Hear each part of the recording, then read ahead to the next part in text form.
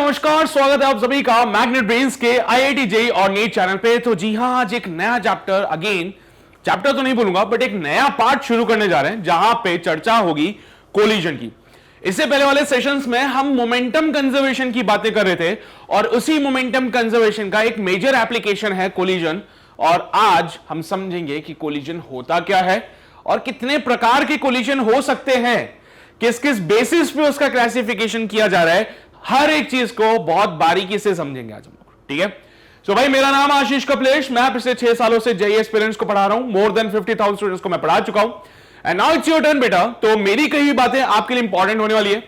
तो भाई सबसे पहली चीज, जो भी आज इस लेक्चर में मैं पढ़ाऊंगा आपको उसके नोट्स जरूर बनाने हैं। अपनी कॉपी में वो सारी बातें लिखनी अनिवार्य है, क्योंकि जितना ज्यादा लिखोगे उतनी ज्यादा चीजें लॉन्ग टर्म तक याद रहेगी। इसके बाद आपको करना यह है कि डीपीपी मिलेगी भाई, डेली प्रैक्टिस प्रॉब्लम। तो आपको मिलने वाली है डीपीपी, तो वो डीपीपी आप अवश्य सॉल्व करें, क्योंकि अगर आप वो डीपीपी सॉल्व नहीं कर रहे हैं तो आपको पता नहीं चलेगा कि जो कॉन्सेप्ट आपने पढ़ा है उसको आप अप्लाई कर पा रहे हो क्वेश्चंस में कि नहीं। उसके लिए डीपीपी सॉल्व करना बहुत जरूरी है। तो डीपीपी कहां मिलेगी, उसके लिए आप हमारे ऑफिशियल वेबसाइट पे जाइए, वहां पे जाके आईआईटी जेईई में जाना है, मेरे लेक्चर आपको मिल जाएगा। उसी के नीचे आपको डीपीपी का पीडीएफ फॉर्मेट अवेलेबल हो जाएगा, तो वहां से उसको डाउनलोड कर लीजिए एंड क्वेश्चन सॉल्व करना शुरू कर दीजिए। वाइल सॉल्विंग द डीपीपी हो सकता है कभी किसी क्वेश्चन में समस्या आ जाए, तो भाई चिंता मत करो, क्योंकि उसका भी समाधान हम आपको प्रोवाइड करा रहे हैं। उसके लिए भी हम यहां पे बनाते हैं वीडियो सॉल्यूशन उस पूरी डीपीपी का। तो वो वीडियो सॉल्यूशन आपके लिए अगेन बेनिफिशियल होने वाला है, आपके लिए इंपॉर्टेंट होने वाला है। तो वो वीडियो सॉल्यूशन भी आपको उस पीडीएफ के नीचे ही मिल जाएगा, तो आप जाके जरूर देखिएगा। ठीक है, बाकी इसके अलावा बेटा क्वेश्चंस मैं तो कराऊंगा ही सही, लेकिन खुद से भी करने हैं। जितने ज्यादा क्वेश्चन करोगे उतना फायदा आप लोगों को मिलने वाला है।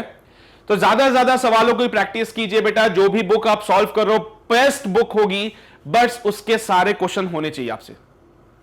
ठीक है, मैं नहीं बोलूंगा कि आप ये वाली बुक मत करो, वो वाली बुक मत करो। जो बुक आप अभी फॉलो कर रहे हो, जो कंटेंट आप फॉलो कर रहे हो, बेस्ट है बेटा। मेक श्योर उसके सारे के सारे सवाल आपसे होने चाहिए बस। ठीक है, तो वो सारे क्वेश्चंस होने चाहिए आपसे। उसके अलावा हमारी तरफ से भी आपको क्वेश्चन बैंक मिल जाएगा, तो वो क्वेश्चन बैंक से भी आप क्वेश्चन सॉल्व कर सकते हैं। फिर प्रीवियस ईयर क्वेश्चन जरूर सॉल्व कर लें बेटा, क्योंकि प्रीवियस ईयर क्वेश्चन ही हमें आइडिया देते हैं कि जो चैप्टर हम पढ़ रहे हैं, जो टॉपिक हम पढ़ रहे हैं, उससे रिलेटेड पिछले कुछ सालों में कितने सवाल पूछे गए, कितने क्वेश्चंस आए, क्या वैरायटी ऑफ क्वेश्चंस है, किस लेवल का क्वेश्चन आया, ये सारी बातें आपको पता चलती है प्रीवियस ईयर क्वेश्चन से। तो बेटा ये आपका पैटर्न रहेगा प्रिपरेशन का for any of the chapter. कोई भी चैप्टर उठा लो, सेम पैटर्न से ही आपको प्रिपरेशन करनी है। एंड ट्रस्ट मी बच्चे, अगर आप इस पैटर्न के हिसाब से प्रिपरेशन कर रहे हो तो आपका सिलेक्शन 100% होगा, इस बात की मैं गारंटी देता हूं। आपसे पहले जो बच्चे पढ़ रहे थे उन्होंने भी पैटर्न को फॉलो किया है, सिलेक्शन लिया है, तभी मैं आपको भी रिकमेंड कर रहा हूं। ठीक है, तो इस बात का थोड़ा सा ध्यान रखिए कि हमें सिलेक्शन चाहिए तो उसके लिए एक प्लानिंग के साथ हमें पढ़ाई करनी है। ऐसे गधों की तरह मेहनत नहीं करेंगे, स्मार्ट वर्क करेंगे। ठीक है, बाकी की चीजें मैग्नेट ब्रेन्स की तरफ से आपको टाइम टू टाइम मिलती रहेगी, इसकी बिल्कुल भी चिंता मत करना बेटा। ठीक है, तो चलिए बेटा तैयार हो जाओ जल्दी से, पेन और पेपर लेके। Let's talk about the collision. तो बेटा सबसे पहली चीज, कोलिजन है क्या? तो कोई तुमसे बोलते कोलिजन क्या है, एक आम आदमी से पूछो कोलिजन क्या है तो बोलेगा टक्कर। अरे भैया टक्कर में हो क्या रहा है ये तो बताओ। ये बात तुम ही बता सकते हो, क्योंकि तुम बंदे हो फिजिक्स के। और collision is a kind of interaction between the two or more bodies which come in contact with each other for a very short time interval. तुमने भी देखा है कहीं ना कहीं कोलिजन होता हुआ। अब मैं बार बार ये नहीं बोलूंगा कि दो गाड़ियां टकरा रही है, कोलिजन कहीं पे भी हो सकता है। तुमने बॉल को दीवार पे मारा तो बॉल और दीवार का कोलिजन हो गया, है ना। तुम मेले में गए, मेले में जाते जाते तुम ऐसे टकरा गए किसी से, तो तुम्हारा तब भी कोलिजन हुआ, है ना। तो कोलिजन कहीं पे भी देखने को मिल सकता है। तो बेटा कोलिजन में हुआ क्या सर, जब बॉल को दीवार पे मारा, भीड़ में हम किसी से ऐसे टकरा गए या दो गाड़ियां आपस में भिड़ गई, तो हमने यहां पे क्या देखा कि बहुत कम समय के लिए दो बॉडीज एक दूसरे के साथ कांटेक्ट में आती है।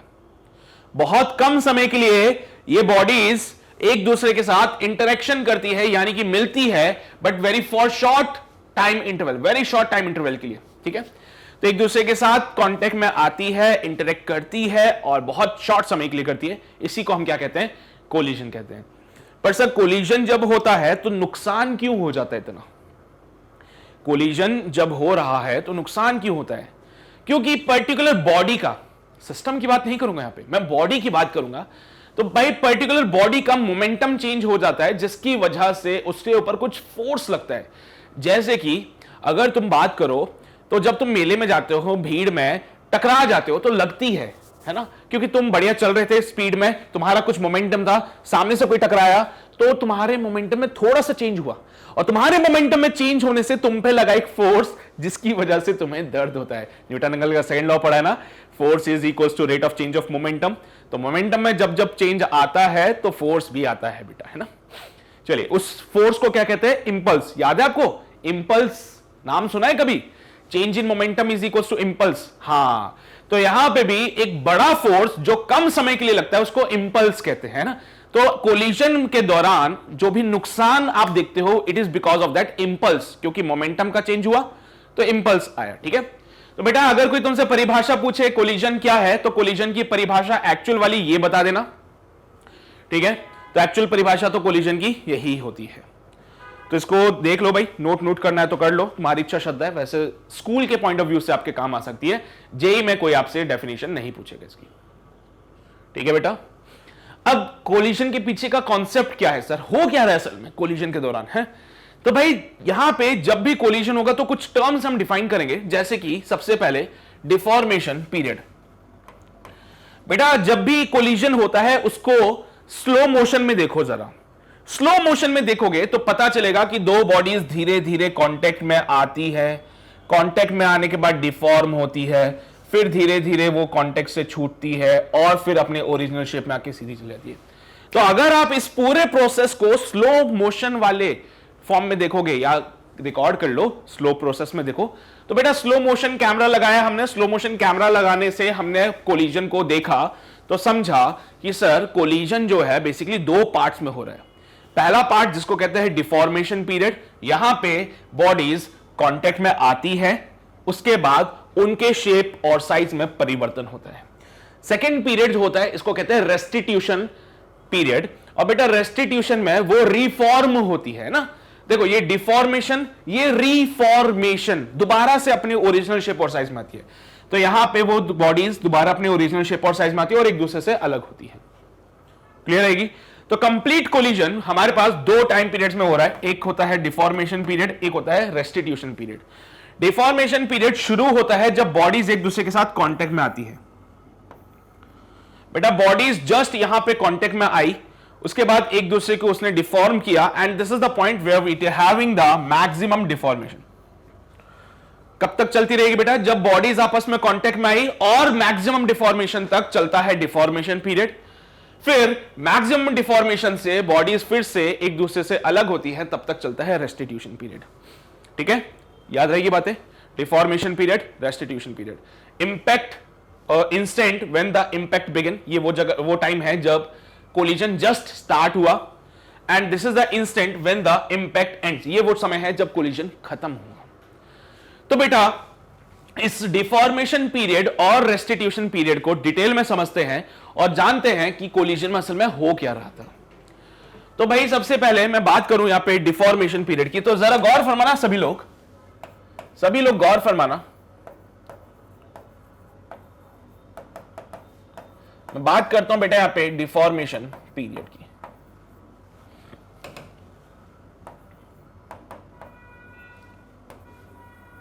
दो पार्टिकल्स ले लेते हैं हम लोग, ए और बी, जैसा कि आपको यहां दिख रहा है ए और B. Initial velocity u A, final इसकी भी इनिशियल वेलोसिटी यू बी।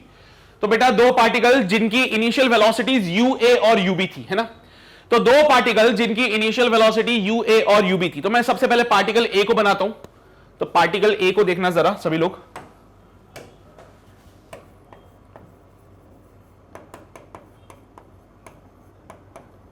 तो सर ये हमारे पास पार्टिकल ए था, इसके पास इनिशियल वेलोसिटी थी यू ए। टकराने के बाद उसका डिफॉर्मेशन हुआ, और डिफॉर्मेशन होके वो कुछ ऐसा हो गया। यहां पे this is the instant when impact begins.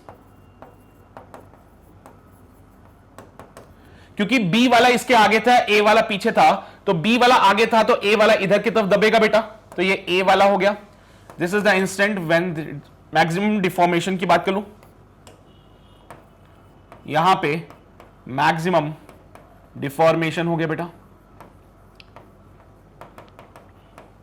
ठीक है। तो मैं डिफॉर्मेशन पीरियड की ही बातें कर रहा हूं भी। सो दिस इज द इंस्टेंट जब उसके पास इनिशियल वेलोसिटी थी U A, and this is the time जब उसके पास क्या हुआ, मैक्सिमम डिफॉर्मेशन हुआ, ठीक है सर। अच्छा बी के लिए भी बात कर लेता हूं। So this is your B moving with some initial velocity of u B. बेटा यहां पे बी इससे आगे होना चाहिए था, तो बी का डिफॉर्मेशन कुछ इधर से ऐसे हो जा, बी का डिफॉर्मेशन मैक्सिमम वाला हो गया। क्लियर रहेगी बातें? अच्छा ये ए इसका मैक्सिमम डिफॉर्मेशन हुआ, ये बी उसका मैक्सिमम डिफॉर्मेशन हुआ, ठीक है बेटा। बी का भी मैक्सिमम डिफॉर्मेशन आगे की तरफ तो नॉर्मल ही रहता है, लेकिन पीछे की तरफ से होता है, क्योंकि जहां से बॉडी कोलाइड करती है उस साइड से डिफॉर्मेशन ज्यादा होता है। तो ये वो जो इंस्टेंट है जहां पे इंपैक्ट शुरू हुआ था, ये वो इंस्टेंट है जहां पे मैक्सिमम डिफॉर्मेशन हुआ था। Eight the time of the maximum deformation मैं कह देता हूं कि मान लो इनके पास स्पीड थी u, तो eight the time of maximum deformation इसके पास स्पीड थी u। मैं यहां पे बना देता हूं इसको, at the time of maximum deformation इसके पास स्पीड थी u। Similarly at the time of maximum deformation B के पास भी स्पीड थी u। तो ये इनिशियल मोमेंटम था, इसमें इनका डिफॉर्मेशन हुआ, इस पे डिफॉर्मिंग फोर्स लगेगा इधर की तरफ, इस पे डिफॉर्मिंग फोर्स लगेगा इधर की तरफ, जिसके कारण अब ये ऐसे हो जाएंगे। समझ लो बेटा, ये पार्टिकल था, इस पे लगा डिफॉर्मिंग फोर्स इधर की तरफ, इस पे लगा डिफॉर्मिंग फोर्स इधर की तरफ, और this is the time when they have the maximum deformation. और बेटा मैक्सिमम डिफॉर्मेशन पे ये दोनों एक जैसी ही स्पीड से चलेंगे। मैक्सिमम डिफॉर्मेशन पे दोनों की स्पीड सेम होगी बेटा। बेटा इस पे कुछ फोर्स लगेगा, that is given bye impulse, a big force for a very short time. क्या यही हुआ था सर? अरे यही तो होता है कोलिजन में। क्या होता है भाई, एक बड़ा सा फोर्स लगता है बहुत कम समय के लिए, क्योंकि बॉडीज बहुत कम समय के लिए कांटेक्ट में आती है। तो इस पे एक फोर्स लगा जिसको मैंने बोला डिफॉर्मिंग फोर्स। बेटा डिफॉर्मिंग फोर्स को मैं डिनोट करता हूं डी से।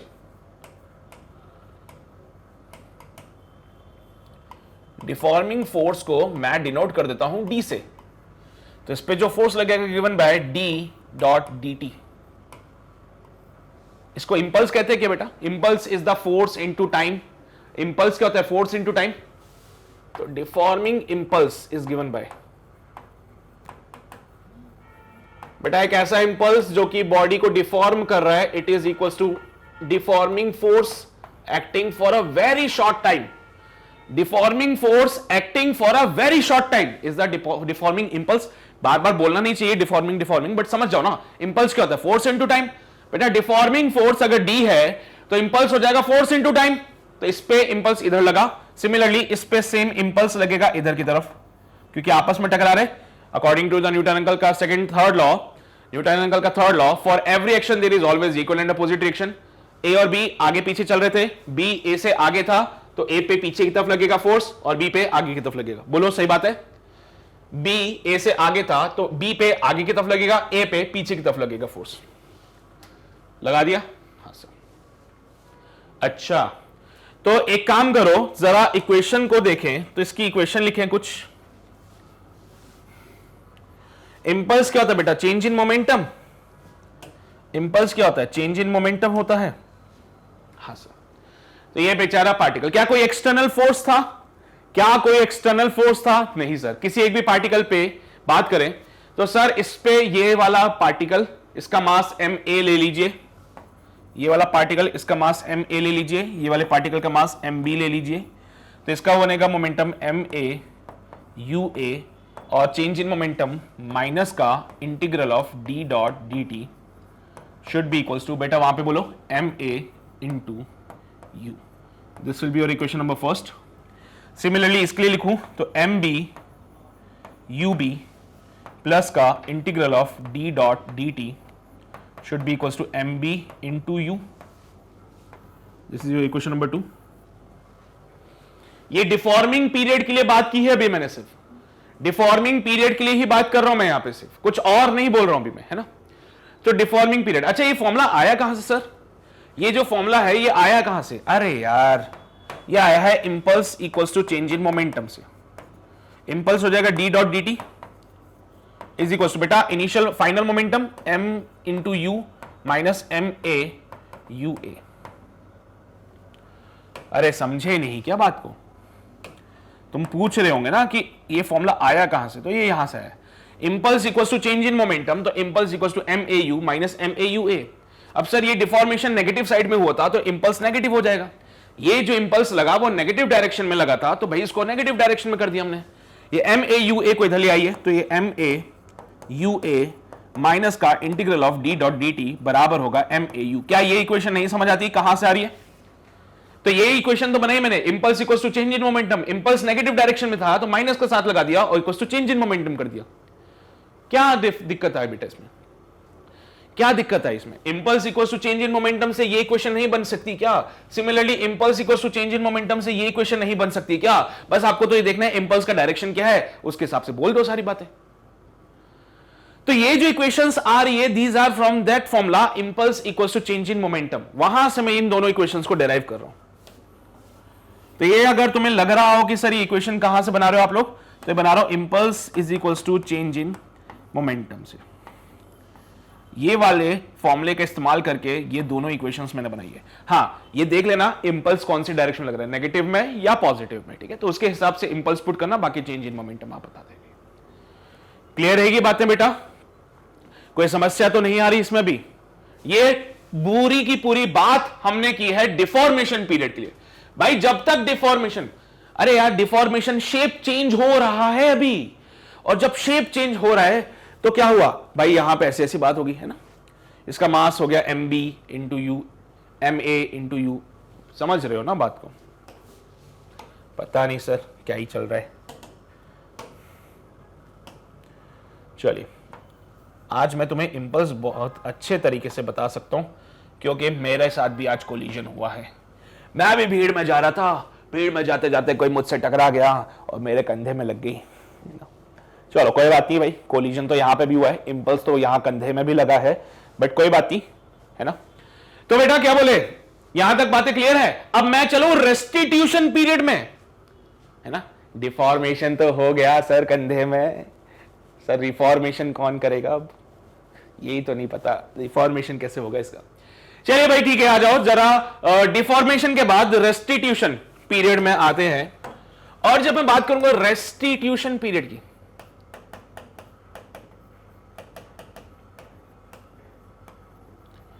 जब मैं बात करूंगा रेस्टिट्यूशन पीरियड की, तो क्या होगा?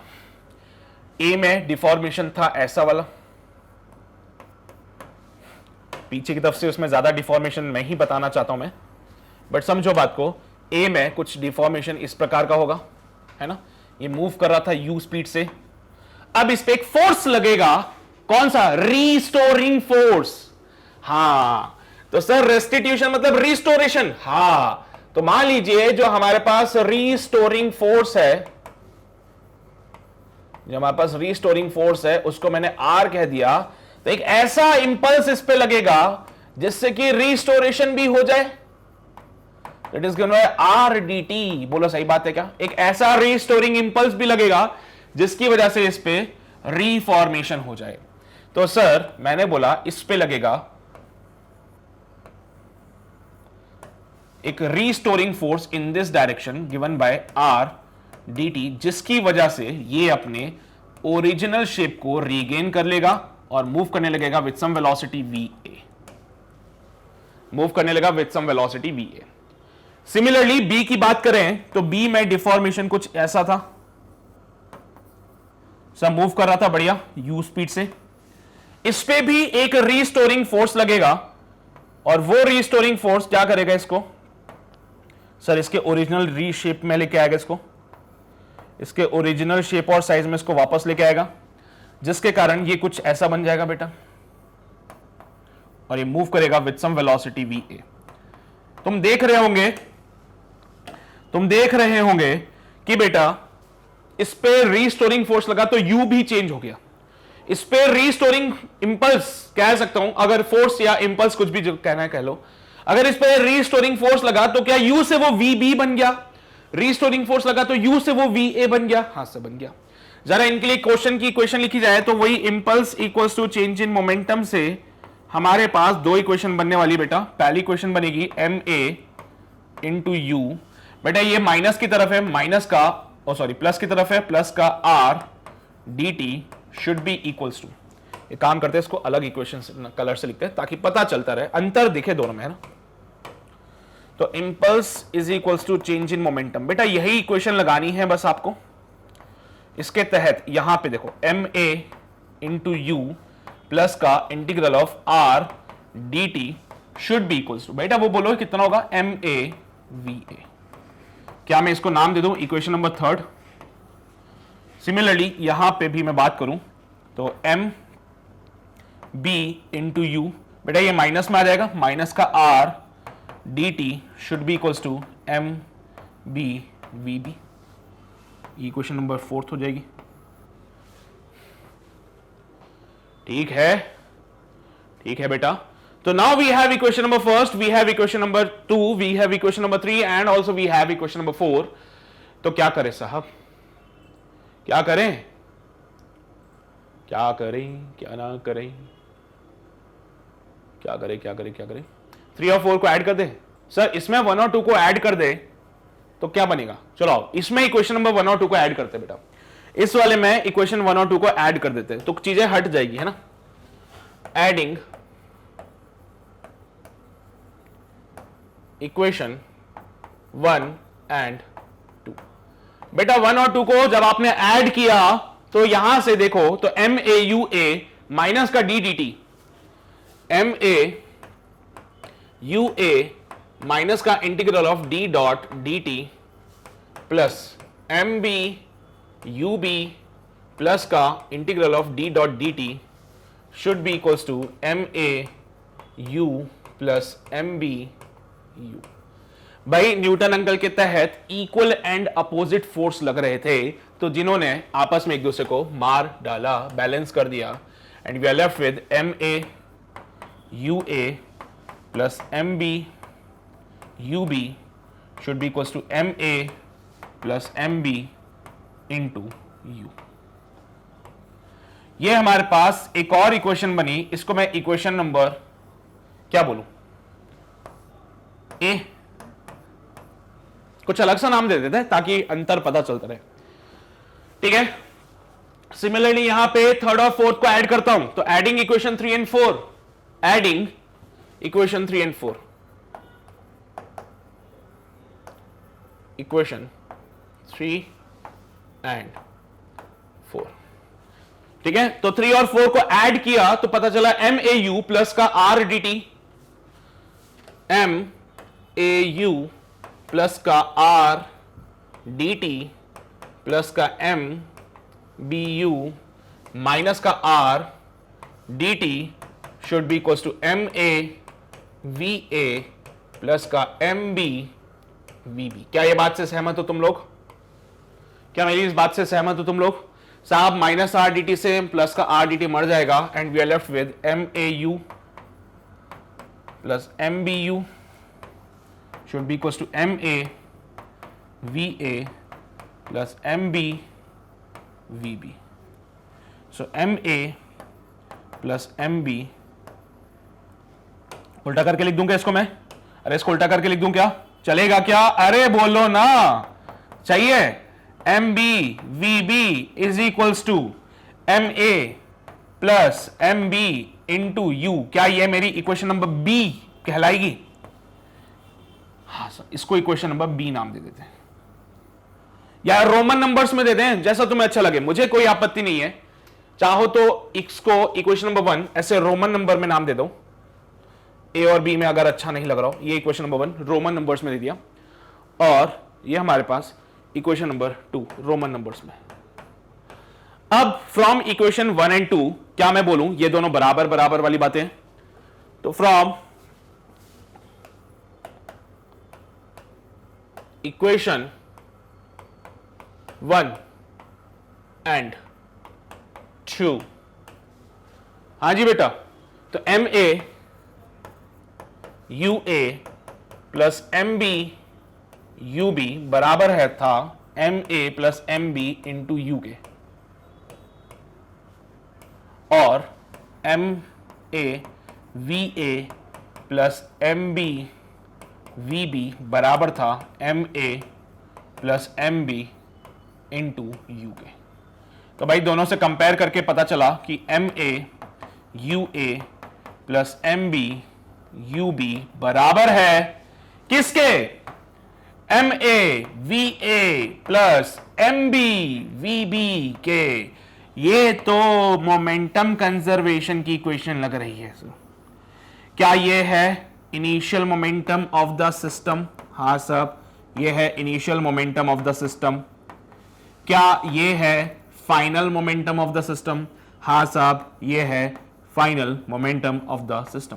और अगर इनिशियल मोमेंटम बराबर फाइनल मोमेंटम, पार्टिकल का नहीं, पार्टिकल का नहीं, सिस्टम का, सिस्टम भैया, सिस्टम का मोमेंटम बराबर होना चाहिए। पार्टिकल का तो मोमेंटम चेंज भी हो सकता है, और पार्टिकल का मोमेंटम चेंज हो रहा है, तुम भी देख रहे हो, मैं भी देख रहा हूं। इनिशियली वैल्यू इसकी यू ए थी, इसकी वैल्यू यू बी थी, और फाइनली इसकी वेलोसिटी वी ए और इसकी वेलोसिटी वी बी आ चुकी है। तो मैं क्या बोलूं? मैं बोलूं क्या पार्टिकल का मोमेंटम तो चेंज हुआ सर, लेकिन सिस्टम का मोमेंटम तो बराबर है ना। तो भाई क्या बोले कि कोलिजन के दौरान, during collision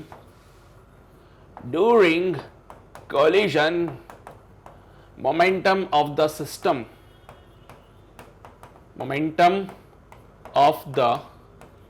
system remains constant, conserved। ये लिख लेता हूं, अच्छा लगता है, क्योंकि कांस्टेंट नहीं बोलूंगा। कांस्टेंट कहने का तात्पर्य हो जाता है कि पूरे इस पे दौरान कांस्टेंट नहीं, चेंज भी हुआ था बीच में, है ना। समझ गए? तो सर सिस्टम का मोमेंटम कंजर्व्ड है। अगर मैं बोलूं कि कोलिजन क्यों हुआ, कोलिजन इसलिए हुआ था क्योंकि initially you A you B से बड़ा था। अरे कोलिजन क्यों हुआ? क्योंकि इनिशियली साहब बेटा कोलिजन होने की वजह क्या थी? क्योंकि इनिशियली यू ए बड़ा था यू बी से, initially you A you B से। अरे तुम ही बताओ मुझे, अगर ए की स्पीड बी से कम होती तो क्या ये आपस में टकराते कभी? क्या ए की स्पीड बी से कम होने पे क्या ये टकराते? नहीं सर। ये क्यों टकराए? क्योंकि ए की स्पीड बी से ज्यादा थी। क्या कोई बाहर से आया फोर्स लगाने के लिए? हाँ, सिस्टम में कौन कौन है? सिस्टम में ये ए है, ये बी है। क्या कोई और है क्या सिस्टम में? नहीं सर। तो इनका आपस में टक्कर कैसे हुआ? सर एक की स्पीड ज्यादा थी, दूसरे की स्पीड कम थी, इनका आपसी मामला, हमने कुछ नहीं किया इसमें। मतलब कि एक्सटर्नल फोर्स जीरो। हाँ सर, और एक्सटर्नल फोर्स जीरो है, तो एक्सटर्नल फोर्स जीरो पे तो सिस्टम का इनिशियल मोमेंटम बराबर सिस्टम का फाइनल मोमेंटम होता है। ये बात मैंने आपको प्रमाणित भी कर दी है। तो देख लो साहब, क्या मैंने कोई गलती करी? ये प्रमाण देके कि सिस्टम का इनिशियल मोमेंटम और फाइनल मोमेंटम बराबर होता है। बोलो भाई, कोई प्रमाण जो दिया मैंने वो गलत था क्या? नहीं था ना, बस वही है। तो प्रूफ हो गया कि collision is the application of the momentum conservation. तो भाई कहानी को शुरू करेंगे छापना राइट फ्रॉम हियर। पहले डायग्राम बना लो, उसके बाद वो एक एक स्टेप पे बढ़ेंगे हम लोग, ठीक है? तो जल्दी से नोट करो। किया नोट सभी ने? इधर आ जाओ बेटा। डिफॉर्मेशन पीरियड को बड़े अच्छे से समझाया मैंने, और I equals to delta P का फॉर्मूला लगाते हुए डिफॉर्मेशन का इंपल्स की डायरेक्शन एक बार देख लेना तुम लोग, ठीक है? इंपल्स की डायरेक्शन क्या रहेगी? अगर वो नेगेटिव है तो माइनस के साथ, अगर वो पॉजिटिव है तो प्लस के साथ लगा के सॉल्व कर लेना इसको। अच्छा, तो यहां से आई थिंक मेरे पास दो इक्वेशंस बन रही है, और दोनों इक्वेशंस को जब मैंने ऐड किया तो मेरे पास फाइनली एक और इक्वेशन हुई जिसको मैंने इक्वेशन नंबर 1 नाम दिया, but in the Roman numbers है ना, तो अंतर समझ आता है तुम लोगों को। हो गया बेटा ये भी। फिर हम यहां पे रेस्टिट्यूशन पीरियड, यानी कि रीस्टोरिंग पीरियड। रेस्टिट्यूशन मतलब रीस्टोर हो रहा, रिफॉर्मेशन हो रहा है यहां पे, है ना। तो अब ये अपने ओरिजिनल शेप में वापस आने की कोशिश कर रहे हैं। तो यार शेप तो इधर से बिगड़ा था, तो यहां से एक ऐसा खींचने वाला फोर्स लगेगा, जो पहले तो दबाने वाला फोर्स लगा था जिससे ये डिफॉर्म हो गया, अभी इसको खींच रहे बाहर की तरफ ताकि ये फिर से अपने ओरिजिनल शेप में आ सके। सेम काम बी के साथ हुआ, बेचारा बी यहां से पिचक गया तो इसको पकड़ के ऐसे खींचना पड़ेगा ताकि वो अपने ओरिजिनल शेप में आ सके फिर से, ठीक है? अरे गाड़ी वगैरह में तुमने देखा डेंट पड़ जाता है, तो डेंट जब पड़ता है तो गाड़ी अंदर की तरफ पिचक जाती है। तो उसको आपको क्या होता है, डिफॉर्मिंग के टाइम पे तो अंदर की तरफ फोर्स लगा जिससे कि वो दब गया, है ना। गाड़ी में जो डेंट वगैरह पड़ते हैं उसमें क्या होता है बेटा, एक होता है डिफॉर्मिंग फोर्स, उससे क्या होता है बॉडी के ऊपर फोर्स लगा है तो वो डिफॉर्म होगी, डेंट आ गया उसमें, लेकिन उसी को पकड़ के खींच दे तो वो रिफॉर्म हो जाता है, अपने ओरिजिनल शेप और साइज में आ जाता है। तो यहां पे भी वही कहानी बेटा, रिफॉर्मिंग फोर्स लगा है, वही I equals to delta P के हिसाब से थर्ड और फोर्थ इक्वेशन आ गई। दोनों इक्वेशंस को ऐड किया तो अल्टीमेटली मुझे एक और इक्वेशन मिली जिसको इक्वेशन नंबर 2 नाम दिया मैंने, ठीक है। और जब बेटा, और जब इन दोनों इक्वेशंस को मैं देखता हूं तो मुझे पता चलता है कि भाई यहां पे M A you A plus M B you B बराबर हो जाएगा M A we A plus M B we B के, यानी कि सिस्टम का इनिशियल मोमेंटम बराबर होगा सिस्टम के फाइनल मोमेंटम के। मैं यहां पे इंडिविजुअल पार्टिकल की बात नहीं करूंगा क्योंकि इंडिविजुअल पार्टिकल का मोमेंटम चेंज होगा। देख सकते हो आप लोग, पहले उसका मोमेंटम था एम ए यू ए, अभी मोमेंटम है M A we A. Particle का मोमेंटम चेंज हुआ लेकिन ओवरऑल सिस्टम का मोमेंटम सेम है। बट सर ऐसा कैसे हो सकता है, पार्टिकल का मोमेंटम चेंज हुआ सिस्टम का नहीं? ऐसा तभी हो सकता है जब इनकी वेलोसिटीज आपस में ऐसे चेंज हो कि सिस्टम का मोमेंटम फिक्स रहे। जैसे कि हो सकता है सर इनिशियली ए की स्पीड ज्यादा होगी बी से, बाद में ए की स्पीड कम हो जाए बी से, तो क्या बेटा पार्टिकल का मोमेंटम चेंज हुआ? बिल्कुल हुआ। लेकिन सिस्टम पे कोई फर्क पड़ा कैसे? नहीं सर, पहले ए की स्पीड ज्यादा थी, अब ए की स्पीड कम हो गई, बी की स्पीड ज्यादा हो जाएगी। समझ रहे हैं सर हम लोग? समझ रहे? तो यही कहानी है बेटा, यही कहानी है पूरे मोमेंट कोलिजन की। तो कोलिजन जब भी आएगा सिस्टम के मोमेंटम को कंजर्व कर देना, काम बन जाएगा बेटा। कोलिजन जब भी आए सिस्टम के मोमेंटम को कंजर्व कर दो, एक इक्वेशन तो बनेगी बनेगी, 100% गारंटी ले लो। ये वाली इक्वेशन कोलिजन में लगनी ही लगनी है, इसका कुछ नहीं। कोई बोल देना कि कोलिजन में ये इक्वेशन नहीं लगेगी, मना कर देना उसको भाई। पर ऐसे इंडिविजुअल पार्टिकल के लिए मत करना। कोई बच्चा दिमाग लगा ले, बोले sir M A you A is equals to M B sorry M A we A, ऐसा कभी मत करना। पार्टिकल का सिस्टम चेंज सॉरी पार्टिकल का मोमेंटम चेंज हो जाता है लेकिन सिस्टम का मोमेंटम कंजर्व रहता है, ठीक है। तो जो भी इक्वेशन लगाओगे सिस्टम के लिए लगाओगे, इंडिविजुअल पार्टिकल के लिए नहीं, ठीक है। समझ गए बात को? बढ़े आगे। अच्छा जी, इसके बाद एक और इक्वेशन बनती है जहां से, जिसको हम कहते हैं कोएफिशिएंट ऑफ रेस्टिट्यूशन। बेसिकली बेटा एक रेशियो होता है ये, ठीक है, एक रेशियो होता है और इसका डेरिवेशन वगैरह इतना ज्यादा काम का नहीं है क्योंकि ये रेशियो ही हमारे लिए इंपॉर्टेंट होता है। तो it is actually the ratio of the magnitude of impulse of restitution. तो क्या इंपल्स ऑफ रेस्टिट्यूशन मतलब, इंपल्स ऑफ रेस्टिट्यूशन समझ रहे हो ना? नहीं समझ रहे मेरा, हमारे पास इंपल्स ऑफ रेस्टिट्यूशन आया था ना, तो वहीं से आ रही क्वेश्चन सारी। तो इंपल्स ऑफ रिकवरी ये वाला इंपल्स, ये वाला बेटा, ये है impulse of restitution. Impulse of restitution ये रहा, impulse of restitution, impulse of restitution, ठीक है। तो बेटा इंपल्स ऑफ रेस्टिट्यूशन और इंपल्स ऑफ डिफॉर्मेशन का जो रेशियो होता है उसी को कहते हैं कोएफिशिएंट ऑफ रेस्टिट्यूशन।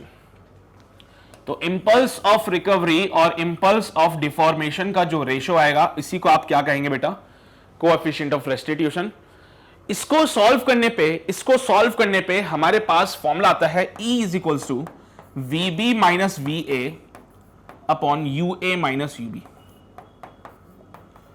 बेटे वेक्टर फॉर्मेट में होता है तो साइन वगैरह का ध्यान रखिएगा आप लोग, बट साथ ही साथ मॉड भी लगा लेना क्योंकि जो रेशियो होता है वो पॉजिटिव रहेगा हमेशा। तो इसको सॉल्व करने के बाद ये वाला आपको रेशियो मिलता है। तो इसी के बेसिस पे हमने इसको एक नया नाम दिया Vb माइनस वी ए। अच्छा तुम सोचो कि यहां पे A वाला पार्टिकल यहां था और B वाला पार्टिकल यहां था।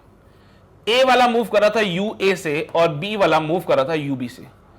इनिशियली UA बड़ा था UB से, तो क्या ये पार्टिकल दूर जाएंगे या पास आएंगे बेटा बताओ? हाँ, अगर ऐसी बात होती तो ये पार्टिकल दूर जाते हैं या पास आते हैं? बोलो। अगर UA बड़ा है UB से तो ये पार्टिकल दूर जाएंगे या पास आएंगे? सर ये पार्टिकल पास आएंगे। तो जो UA माइनस UB है इसको बोला वेलोसिटी ऑफ अप्रोच। क्या नाम दिया इसको? Velocity of approach. अप्रोच मतलब समझते हो ना तुम लोग, पास आ रहे हैं।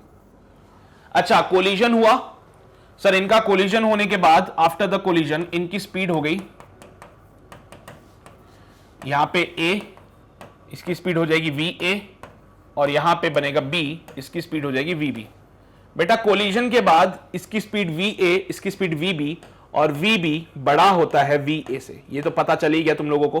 तभी सिस्टम का मोमेंटम कंजर्व हो सकता है।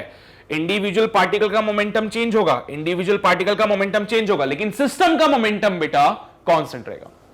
तो अगर VB बड़ा है VA से तो ये पास आएंगे या दूर जाएंगे, बोलो। अगर VB बड़ा हो जाए VA से, अगर ये VB बड़ा हो जाए VA से, तो ये पास आएंगे या दूर जाएंगे? सर दूर जाएंगे। इसीलिए VB माइनस VA को लिखा वेलोसिटी ऑफ सेपरेशन। क्या लिखा है इसका? Velocity of separation. एक है वेलोसिटी ऑफ अप्रोच, एक है वेलोसिटी ऑफ सेपरेशन। तो ये फॉर्मूला बनता है for the coefficient of restitution. तो इसका थोड़ा सा आप ध्यान रखिएगा। इंपल्स ऑफ रिकवरी और इंपल्स ऑफ डिफॉर्मेशन, मैं आपको दोनों चीजें बता चुका हूं। दोनों का जो रेशियो होता है वो आपको कोएफिशिएंट ऑफ रेस्टिट्यूशन देता है।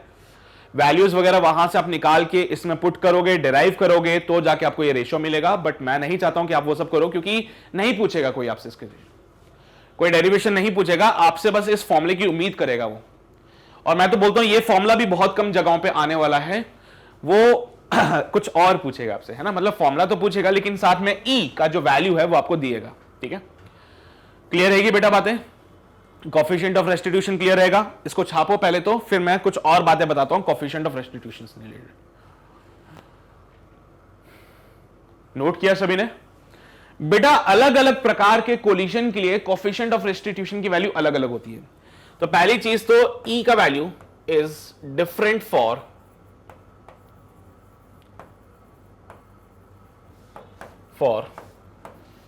different collision.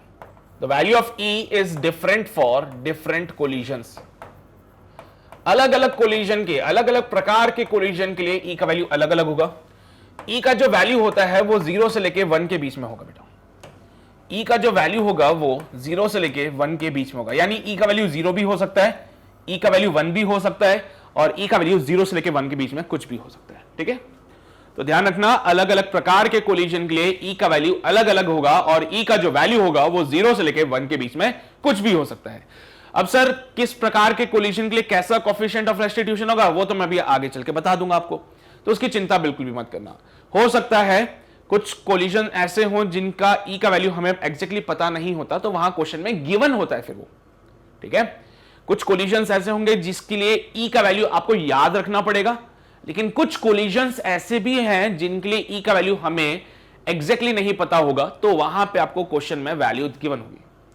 तो अब आपके पास कोलिजन को सॉल्व करने के दो इक्वेशन है। पहला इक्वेशन, ठीक है, कोई भी प्रकार का कोलिजन है बेटा, फॉर एनी कोलिजन आप इन दो इक्वेशंस का इस्तेमाल करके कुछ भी फाइंड कर सकते हैं। पहला तो initial momentum of the system बराबर final momentum of the system. पहली चीज तो आप ये लगा ले सकते हैं कि initial momentum of the system बराबर final momentum of the system.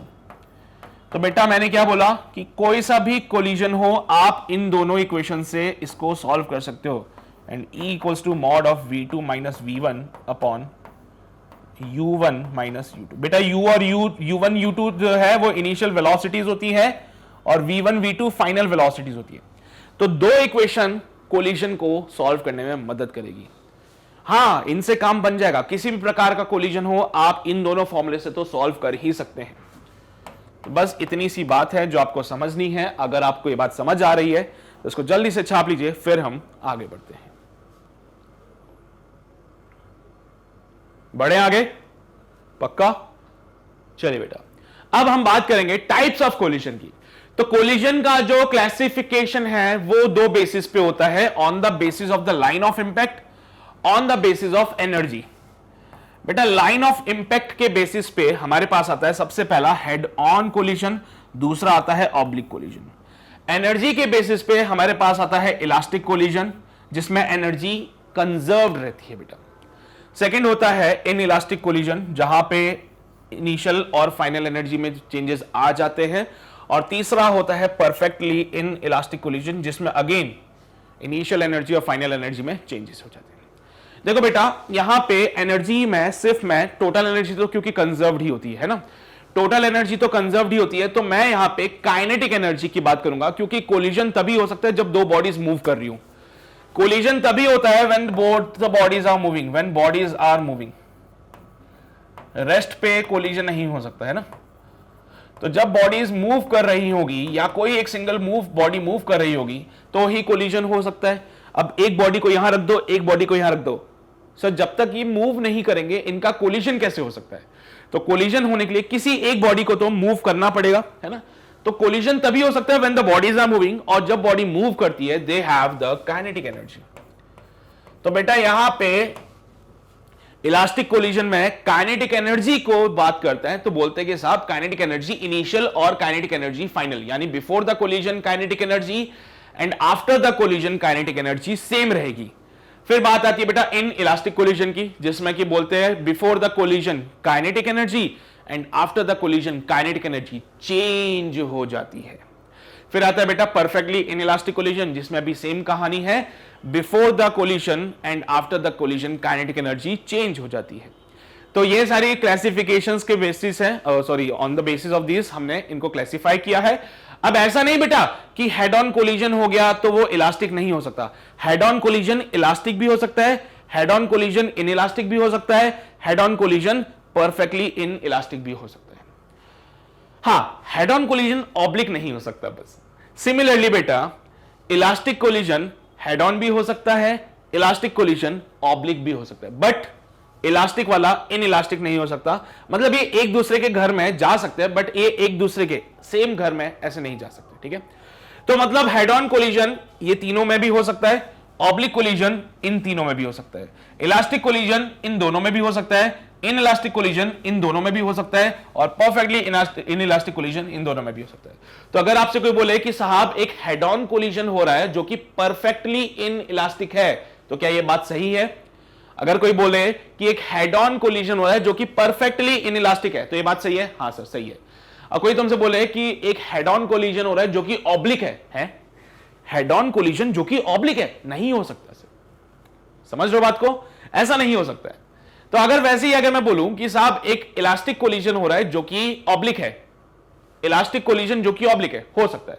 लेकिन मैं बोलूं एक इलास्टिक कोलिजन जो हो रहा है जो कि परफेक्टली इन इलास्टिक है, तो elastic collision perfectly in elastic नहीं हो सकता है, ठीक है। तो आई थिंक बात अभी आपको समझ आ रही होगी, ठीक है। इसको छाप लो, ये क्लासिफिकेशन है बेटा। अभी इनको डिटेल में समझाऊंगा, क्या होता है हेड ऑन कोलिजन में, क्या होता है ऑब्लिक कोलिजन में, क्या है इन सब में, सब कुछ अभी एक्सप्लेन कर दिया जाएगा। तो इसको जल्दी से नोट कीजिए, फिर हम आगे बढ़ते हैं। किया नोट? अब बेटा लाइन ऑफ इंपैक्ट बोला है ना, तो एक ऐसी लाइन जिसके अलोंग इंपैक्ट हो रहा है, ठीक है। तो समझना बात को, सबसे पहले हम हेड ऑन कोलिजन की बात करते हैं। तो भाई बोला गया कि यहां पे एक पार्टिकल रखा गया है और यहां से एक और पार्टिकल आ रहा है। बेटा इस लाइन के अलोंग ये चल रहे हैं, this is the line passing through the centre, है ना, this is the line passing through the centre. मैं एक लाइन बना लेता हूं पहले तो, और एक और पार्टिकल इसी लाइन पे चल रहा है बेटा। तो अगर after the collision, sorry before collision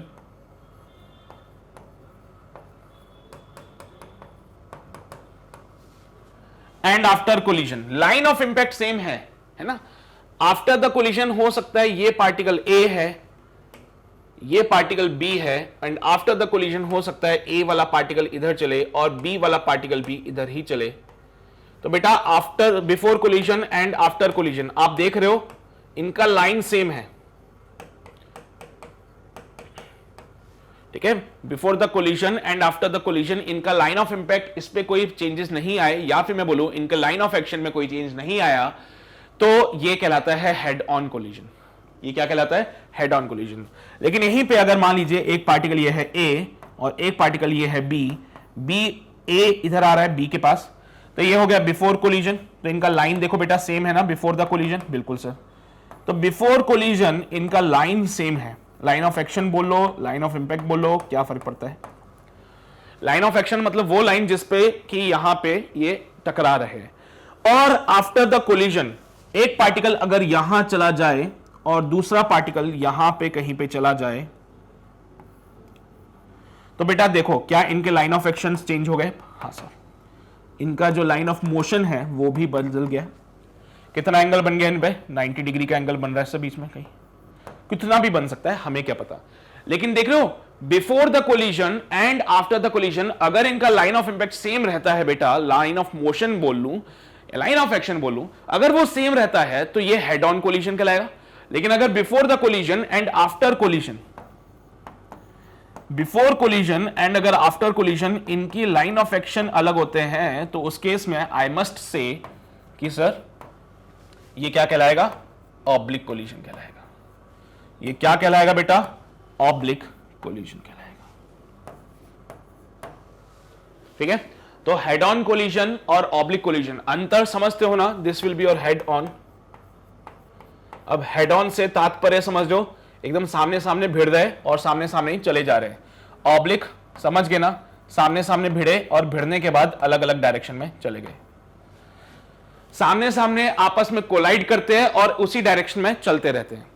सामने सामने आपस में कोलाइड करते हैं लेकिन अलग अलग डायरेक्शंस में चले जाते हैं। तो भाई before the collision and after the collision अगर इनका लाइन सेम रहता है हेड ऑन, अगर before the collision and after the collision इनका लाइन चेंज हो गया तो ये ऑब्लिक। ऑब्लिक में आप देख रहे हो इनका लाइन ऑफ एक्शन या फिर लाइन ऑफ मोशन जो इनका चेंज हो गया तो कंपोनेंट्स करने पड़ेंगे आपको। तो इसका कंपोनेंट इधर की तरफ, इसका कंपोनेंट इधर की तरफ, एक कंपोनेंट ऊपर की तरफ, एक कंपोनेंट नीचे की तरफ, तो ऐसे कंपोनेंट्स करके सॉल्व करना पड़ेगा इसको, है ना? तो जरा इनके लिए इक्वेशन लिखी जाए तो बेटा मोमेंटम कंजर्वेशन तो कर लेते हैं लेकिन तुम्हें पता है डायरेक्शन का बहुत महत्व होता है। तो अगर मैंने बोला this will be the x axis and ऊपर की तरफ ये वाई एक्सिस हो जाएगा तो मेरे बच्चे यहां पे क्या इक्वेशन लिखी जा सकती है इसके लिए? Sir M A you A, ये आई कैप में चलेगी कहानी, plus M B you B, ये रेस्ट पे था sir, should be equals to M A we A, ये भी कहानी आई कैप में चलेगी, plus M B we B, ये भी कहानी आई कैप में चलेगी। तो हेड ऑन में देखा आपने डायरेक्शन में कोई चेंजेस नहीं आया, before the collision and after the collision direction में कोई चेंज नहीं आया। लेकिन वहीं पे मैं इक्वेशन अगर लिखूं फॉर द ऑब्लिक कोलिजन, तो ऑब्लिक कोलिजन के लिए this can be written as M A you A I cap plus M B you B. बेटा यू बी को मैंने मान लिया रेस्ट पे है, मैंने बी वाले को मान लिया रेस्ट पे, दोनों केस में मैंने मान लिया कि बी वाला क्या था? रेस्ट पे था सर। दोनों ही केसेस में मैंने मान लिया कि बी वाला क्या था? रेस्ट पे था।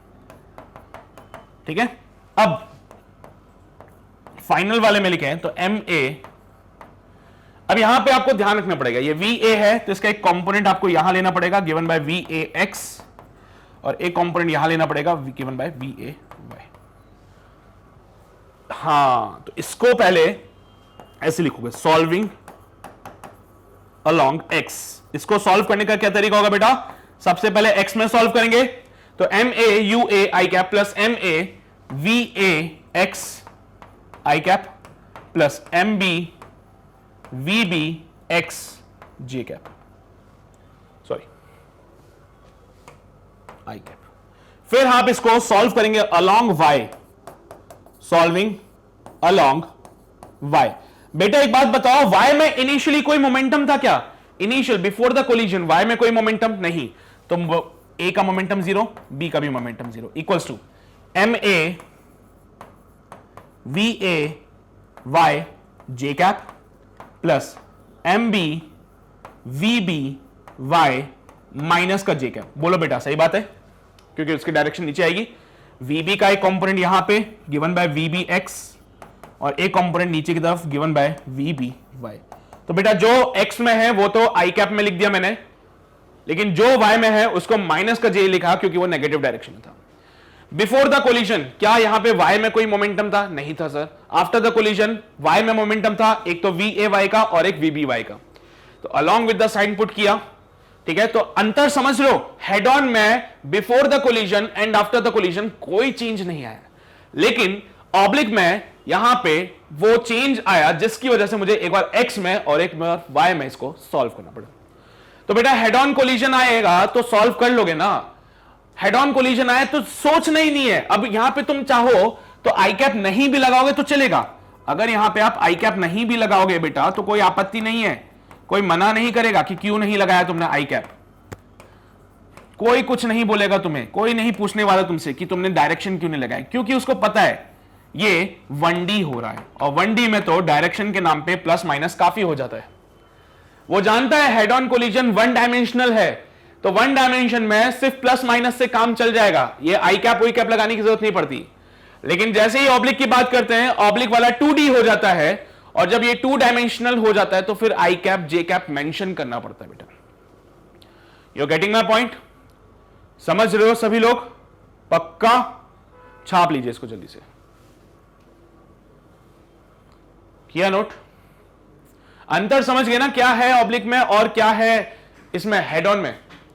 अच्छा जी, तो आगे बढ़ते हैं। Now let's talk about the elastic collision, है ना? ये on the basis of energy सबसे पहला क्लासिफिकेशन है। On the basis of energy, यहां पे सबसे पहला क्लासिफिकेशन, एनर्जी के बेसिस पे सबसे पहला क्लासिफिकेशन, जिसमें कि इलास्टिक एनर्जी कहते हैं। बेटा इलास्टिक मतलब समझ जाओ कि वो अपने शेप और साइज को रीगेन कर लेगा। इलास्टिक मतलब it regains its original shape and size, it regains its original shape and size.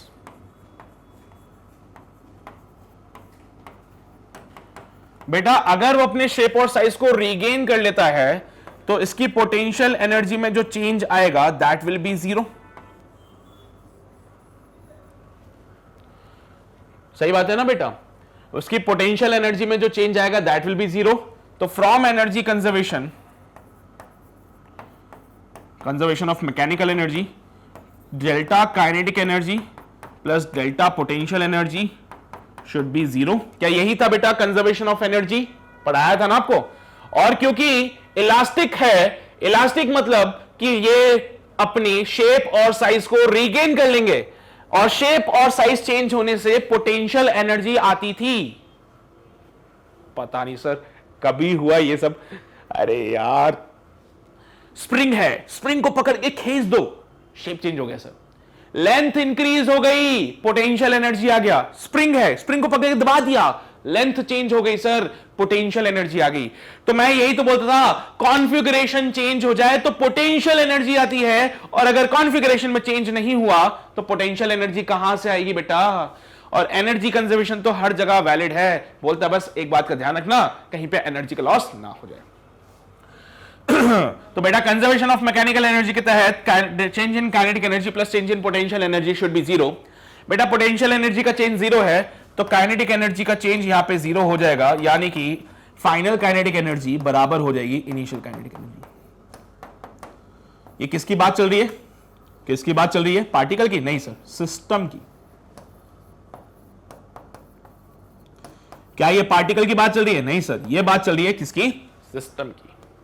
तो सिस्टम की फाइनल काइनेटिक एनर्जी सिस्टम की इनिशियल काइनेटिक एनर्जी के बराबर होता है in case of the elastic collision. क्योंकि इलास्टिक है तो अपने शेप और साइज को रिगेन कर लेगा, तो पोटेंशियल एनर्जी 0 हो जाएगा, यानी कि पोटेंशियल एनर्जी में कोई चेंज नहीं आया। और पोटेंशियल एनर्जी में कोई चेंज नहीं आया तो इनिशियल काइनेटिक एनर्जी और फाइनल काइनेटिक एनर्जी बराबर हो जाएगी। For the elastic collision coefficient of restitution बोले तो ई का वैल्यू 1 होता है। याद करने वाली बात, ई का वैल्यू 1 होता है फॉर इलास्टिक कोलिजन। यह आपको पता होना चाहिए, क्वेश्चन में ये वाली बातें नहीं बोलेगा। तो इलास्टिक कोलिजन के लिए ई का वैल्यू 1 होता है, फाइनल काइनेटिक एनर्जी बराबर इनिशियल काइनेटिक एनर्जी होता है। ऑल्सो सिस्टम का जो मोमेंटम होता है ना, initial momentum of the system बराबर होता है final momentum of the system के। सिस्टम का जो इनिशियल मोमेंटम होता है वो सिस्टम के फाइनल मोमेंटम के बराबर भी होता है। तो बेटा यहां पे सिर्फ और सिर्फ इलास्टिक कोलिजन में ये 3 इक्वेशंस आप लगा सकते हो क्वेश्चन को सॉल्व करने के लिए। सिर्फ और सिर्फ इलास्टिक कोलिजन में 3 इक्वेशन लगा सकते हो क्वेश्चन को सॉल्व करने के लिए। अच्छा कोई तुमसे बोले कि यहां पे क्या काइनेटिक एनर्जी में कुछ लॉस हुआ? नहीं sir, no loss in kinetic energy. क्या तात्पर्य इसका? No loss in kinetic energy. तो यहां पे काइनेटिक एनर्जी में कोई भी लॉस नहीं होता है। सो this is all about the perfectly elastic collision. Sir ये इलास्टिक कोलिजन हेड ऑन भी हो सकता है और ऑब्लिक भी हो सकता है। हेड ऑन आएगा तो मैंने बता दिया कैसे सॉल्व करना है, ऑब्लिक आएगा तो भी मैंने बता दिया कैसे सॉल्व करना है। अब यही पैटर्न फॉलो करते हुए चलेंगे, ठीक है। इसको छाप लीजिए जल्दी से, फिर हम आगे बढ़ते हैं। अगला वाला कुछ देखते हैं, क्वेश्चन वगैरह आएंगे, पहले वो क्वेश्चन देख लेंगे, उसके बाद आगे वाले टॉपिक पे चलेंगे, ठीक है। तो छापो जल्दी से, फिर आगे बढ़े। किया नोट सभी ने? अच्छा, दिक्कत क्या है कि सर इसका इस्तेमाल कैसे करें हैं? मतलब चलो हमें हथियार तो मिल गए, अब हथियार चलाना भी तो आना चाहिए। तो हथियार हमें मिल चुके हैं, इसका चलाएं कैसे? तो भाई इसके लिए आओ, यहां पे देखो, मान लो यहां पे दो पार्टिकल्स है, एक का मास m1, एक का मास m2। ये m1 वाले की इनिशियल स्पीड u1 है, m2 वाले की इनिशियल स्पीड u2 है। ये बिफोर द कोलिजन की कहानी है, इनमें कोलिजन हुआ, ठीक है, and after the collision m1 वाला v1 स्पीड से जाने लगा, m2 वाला v2 स्पीड से जाने लगा। तो सवाल में वो आपसे कुछ भी पूछ सकता है। हो सकता है क्वेश्चन में आपको m1 m2 दे दिया जाए, u1 u2 दे दिया जाए और आपसे पूछा जाए v1 और v2 फाइंड करो, या फिर हो सकता है आपको u1 u2 दे दे, v1 v2 दे दे, m1 m2 पूछ ले, बोल दे भैया बता दो कुछ ऐसा करके। मतलब कुछ भी हो सकता है यहाँ पे, है ना। तो ऐसा कुछ वो नहीं बोलेंगे, वो आपको कुछ ना कुछ कंडीशंस देगा इसमें। बेटा यहाँ पे इलास्टिक कोलिजन है, हेड ऑन है, ठीक है सर, समझ गए मैं बात को। इलास्टिक कोलिजन है तो मैंने क्या बोला, दो इक्वेशंस हमारे बहुत काम आने वाली है। पहली चीज, that the initial momentum of the system, system का जो इनिशियल मोमेंटम है वो सिस्टम के फाइनल मोमेंटम के बराबर होना चाहिए। और भाई साहब अगर सिस्टम का इनिशियल मोमेंटम सिस्टम के फाइनल मोमेंटम के बराबर होना चाहिए तो बोलो जरा, m1 u1 plus m2 u2 क्या बराबर होगा m1 v1 plus m2 v2 के? बोलो ना। हाँ सर, तो क्या एक इक्वेशन तो हमारे पास ये बन जाएगी क्वेश्चन को सॉल्व करने के लिए? देखो अभी मान लो m1 m2 गिवन है, u1 u2 गिवन है, आपसे v1 और v2 मांग रहा है। भाई v1 और v2 अगर वो उसने मांग लिए तो मुझे दो वेरिएबल निकालने के लिए दो इक्वेशन की जरूरत पड़ेगी। तो दूसरी इक्वेशन हम निकालते हैं कोएफिशिएंट ऑफ रेस्टिट्यूशन से, which is given bye mod of v2 minus v1 upon mod of u1 minus u2। बेटा क्या है ये? इलास्टिक कोलिजन है। इलास्टिक कोलिजन के लिए E का वैल्यू 1 होता है, आपको पता होना चाहिए। तो E का वैल्यू जब हमारे पास 1 होगा तो 1 is equal to mod of v2 minus v1 upon mod of u1 minus u2 कर देना। सवाल में आपको u1 u2 पता होंगे, यहां पुट करना, m1 m2 पता होंगे, वहां पुट करना, तो आपके पास दो इक्वेशंस बनेगी। दोनों इक्वेशन का इस्तेमाल करते हुए आप v1 और v2 की वैल्यू निकाल सकते हैं। आपके पास दो इक्वेशंस बननी है, दोनों इक्वेशन का इस्तेमाल करते हुए आप v1 और v2 की वैल्यू निकाल सकते हैं। वैसे तो अगर चाहो तो आप सॉल्व करना शुरू कर सकते हो। यहां से v2 माइनस v1 मिलेगा, यहां से आपको v1 v2 मिल रहा है, तो इसको चलो सॉल्व करते हैं, ठीक है। मैं इसको मिटा देता हूं और लिखता हूं, यहां से v2 minus v1 should be equal to u1 minus का u2, ठीक है। तो किसी एक की वैल्यू उठा के पुट करते हैं, तो v2 को लिखते हैं v1 प्लस का u1 माइनस का u2, ये हमारी इक्वेशन नंबर 2 हो जाएगी। Put this value from the equation number 2 in equation number 1। बेटा इक्वेशन नंबर 2 से वैल्यू को उठाइए, इक्वेशन नंबर 1 में पुट कीजिए। तो from put value of v2 in equation number 1। बेटा आपने क्या किया था, अभी v2 का वैल्यू निकाला ना आपने, अभी आपने क्या किया बेटा, ये v2 का वैल्यू निकालना ना, v2 का वैल्यू कितना है, v1 plus u1 minus u2, इसको पहली वाली इक्वेशन में पुट करें। So m1 u1 plus m2 u2 should be equals to m1 v1 plus m2 v2। भाई v2 की जगह पे मैं वो वैल्यू पुट करने वाला हूं, ठीक है। m2 u2 equals to m1 v1 plus, बेटा v2 की जगह पे v1 प्लस u1 माइनस का u2, तो m1 u1 plus m2 u2 should be equals to m1 v1 plus, बेटे बच्चे आओ जरा सॉल्व करते, ब्रैकेट ओपन किया, m2 v1 हो जाएगा ये, हाँ सर बिल्कुल m2 v1 plus m2 u1 हो जाएगा, हाँ सर, और माइनस का m2 u2 हो जाएगा। सही बोल रहे हो सर, बिल्कुल। बिल्कुल सही बोला सर आपने, ठीक है सर।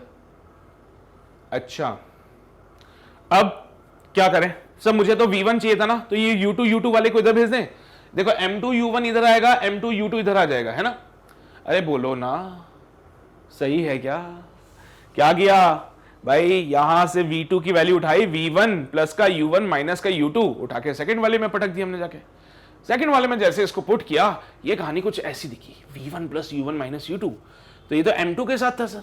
हाँ M2 के साथ था, तो M2 V1 plus M2 U1 minus M2 U2, इनको उधर लेके जाते हैं, ये माइनस M2 U2 उधर जाएगा, प्लस का M2 U2 हो जाएगा, और ये हो जाएगा M1 U1 माइनस का M2 U1 प्लस का M2 U2 प्लस का M2 U2 should be equals to M1 plus M2 into V। तो बेटा M1 minus M2 into U1 plus का 2M2 U2 divided by M1 plus का M2 is the formula for V1। अभी M1 पता है, M2 पता है, U1 पता है, U2 पता है, तो V1 की वैल्यू मिल जाएगी। बेटा ये V1 की वैल्यू तो V2 के फॉर्मूले में पुट कर दीजिए, तो आपको V2 का वैल्यू भी मिल जाएगा। तो V2 equals to V1 plus का U1 माइनस का U2 था, तो V1 की ये वैल्यू उठा के आप यहां पे पुट करेंगे, तो V2 का जो फॉर्मूला बनेगा, it can be written as M1 U1 minus M2 U2 plus का 2M2 U2 divided by M1 plus M2 और ये प्लस का U1 माइनस U2। हाँ जी बच्चे, एलसीएम लेंगे, M1 U1 यहां पे आएगा, M1 U1 यहां पे आएगा, फिर M2 U2 आएगा और M2 U2 यहां पे भी आएगा, ठीक है। तो ये कुछ कट जाएगा क्या, देखो जरा।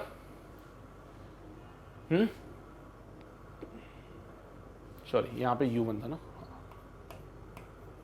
ठीक है।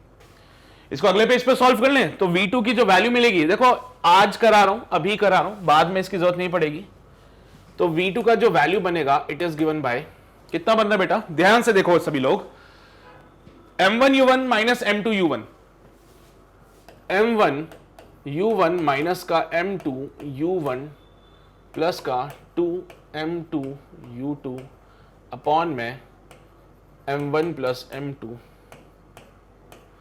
प्लस का U1 माइनस का U2। क्या यही थी इक्वेशन हमारी? एक बार क्रॉस चेक कर लेते बेटा, कोई भी चीज गलत नहीं होनी चाहिए। अब एलसीएम ले लो बेटा इसका, तो V2 can be written as M1 U1 minus का M2 U1 प्लस का 2M2 U2 प्लस का M1 U1 माइनस का M1 U2 प्लस का M2 U1 माइनस का M2 U2 divided by M1 plus M2, M1 plus M2,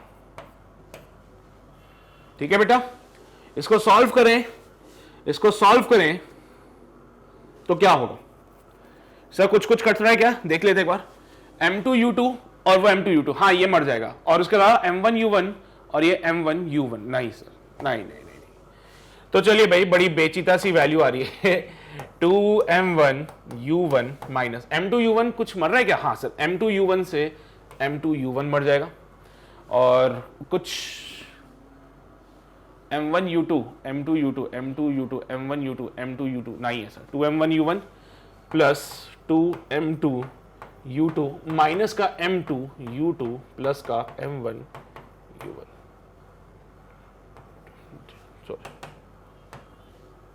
divided by M1 तुम भी सोच रहे होंगे सर क्या करने लगे, है ना, इतनी इस पे फालतू की मेहनत क्यों कर रहे हो। तो भाई बस बता रहा हूं कि ऐसे फॉर्मुलेस बनते हैं, तो तुम्हें कहीं पे फॉर्मूला दिखे तो ऐसे मत बोलना कि सर ये कहां से आ गया, है ना, ये मत बोलना कि सर ये कहां से आ गया, बस दिमाग लगाना, सोचना कि क्या बन सकता है। तो 2M1 V1 U1 और यहां पे M2 U2 plus M1 U2 divided by M1 plus M2,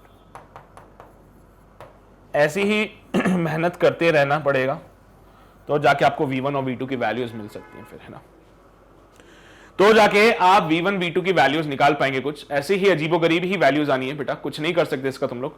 हाँ एक काम और कर सकते हो कि सर अगर मैं यहाँ पे मासेस को बराबर कर दूं, तो भी इससे कोई फर्क नहीं पड़ेगा, मासेस अगर इक्वेट कर देते तो भी कोई फर्क नहीं पड़ता उससे, ठीक है।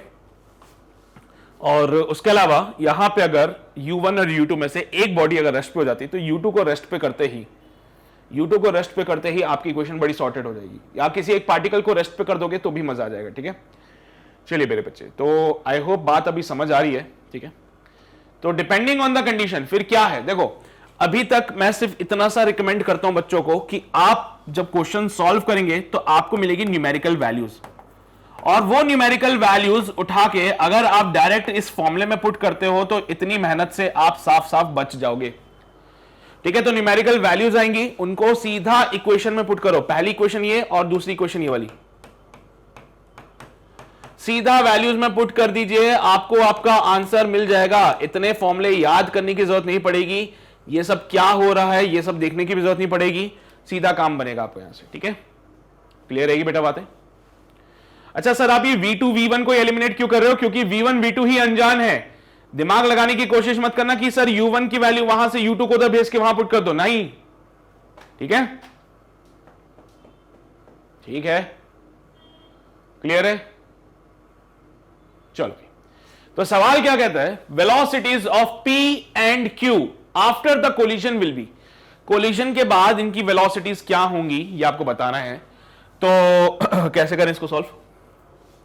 सर पहला पार्टिकल वो दूसरा पार्टिकल दोनों के सेम मास है, पहला वाला चल रहा है 16 मीटर पर सेकंड से, दूसरा वाला चल रहा है 10 मीटर पर सेकंड से। तो पहले तो m1u1 प्लस m2u2 बराबर हो जाएगा बेटा m1v1 प्लस m2v2 के। क्या यहां तक तो बात समझ आती है बेटा? m1 की जगह कैपिटल M, u1 की जगह 16 पॉजिटिव में है, हाँ सर। m2 की जगह कैपिटल M, u2 की जगह 10, क्या पॉजिटिव डायरेक्शन में, हाँ sir. Is equals to m into v1 plus m into v2। तो सारे m से m मर जाएगा, तो 16 plus 10 equals to v1 plus v2। तो 26 is equals to v1 plus का v2। ये हमारी इक्वेशन नंबर 1 हो जाएगी। Second equation coefficient of restitution से आएगी कि v2 माइनस का v1 अपॉन u1 माइनस का u2, क्योंकि ये एक इलास्टिक कोलिजन है और इलास्टिक कोलिजन के लिए कोएफिशिएंट ऑफ रेस्टिट्यूशन की जो वैल्यू होती है वो होती है 1। इलास्टिक कोलिजन होने के कारण कोएफिशिएंट ऑफ रेस्टिट्यूशन की वैल्यू होती है 1, तो 1 is equals to v2 minus का v1 अपॉन u1 की जगह 16 माइनस u2 की जगह 10। 16 माइनस 10 6 होते हैं, इधर चला जाएगा, तो यहां से v2 माइनस v1 की वैल्यू मिलेगी 6। ये आपकी इक्वेशन नंबर 2 हो जाएगी। अब एक काम करें, 1 और 2 को ऐड कर दीजिए, जिससे क्या होगा v1 से v1 मर जाएगा। तो यहां पे मैंने 1 प्लस 2 किया, इक्वेशन 1 और 2 को ऐड करने से v1 plus v2 plus v2 minus v1 हो जाएगा। तो इधर बनेगा 26 प्लस का 6 इक्वल्स टू v1 प्लस का v2 प्लस का v2 माइनस v1। भाई v1 से v1 चमचम हो जाएगा and it comes out be 6 12 और 32 should be equals to 2 times of v2। तो v2 की वैल्यू हो जाएगी 16 मीटर पर सेकेंड, और यही v2 की वैल्यू उठा के जब हम पुट कर देंगे किसी भी एक इक्वेशन में, कोई से भी एक इक्वेशन में पुट कर दीजिए, या तो आप इसमें पुट कर दीजिए या तो आप इसमें पुट कर दीजिए। तो v2 की वैल्यू इनमें से किसी भी इक्वेशन में पुट करने से जो v1 का जो वैल्यू मिलता है it comes out be 10 metre per second. अब v1 कौन था यानी कि p, और v2 कौन था यानी कि vq। यही तो अपना v1 था, हाँ सर, तो यही तो हमारा पहला पार्टिकल था, यही तो हमारा दूसरा पार्टिकल था। तो आंसर क्या है बेटा? पहले वाले पार्टिकल की स्पीड तो आ रही है सर 10 और दूसरे वाले पार्टिकल की आ रही है 16। अच्छा ये है क्या? हाँ चलिए बेटा जी, तो ये वाली बात तो आपको समझ आ रही होगी, है ना? ये वाली बात तो समझ आ ही रही होगी। एक बार अपना फॉर्मूला भी देख लें लगा के, क्या सही तो नहीं लगाया आपने कहीं फॉर्मूला? एक बार फॉर्मूले से भी करके देख लें बेटा। आओ चला फॉर्मूले का इस्तेमाल करते हैं। v2 is equal to v2 का जो वैल्यू था it will be 2 times of m1 u1 plus का m1 u1 प्लस का m2 u2 प्लस का m1 u2 m2 u2 plus का m2 u2 प्लस का m2 u1 डिवाइडेड बाय। ठीक है बेटा, यही था फॉर्मूला। हाँ सर, M1U2 था, सॉरी, इट्स M1U2। अच्छा देखो, ये क्या था, VQ था ना, चलो देखते हैं। 2 टाइम्स ऑफ M1 कितना था, एक तो था कैपिटल M मास का सर, U1 की जगह 16 प्लस का capital M into 10 plus capital M into 10 divided by capital M plus का कैपिटल M। तो VQ बेटा ये बनेगा 16×32 प्लस का 20 और M कॉमन आ गया डिवाइडेड बाय 2M। M से M मर जाएगा, कम शॉर्ट भी कितना बनेगा बेटा ये। अच्छा कोई माइनस में तो नहीं है इक्वेशन, चेक कर लो एक बार, कोई इक्वेशन माइनस में तो नहीं आ गई। Minus minus M2U2 minus M2U2 M2U2, हाँ ठीक है, माइनस का M1U2 था। ओहो, इसको सही कर लेना, ये माइनस का M1U2 था।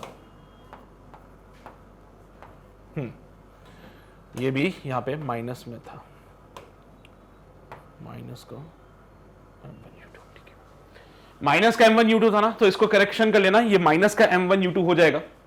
और यहां पे भी हम इसको करेक्शन करते हैं, तो it comes out be minus में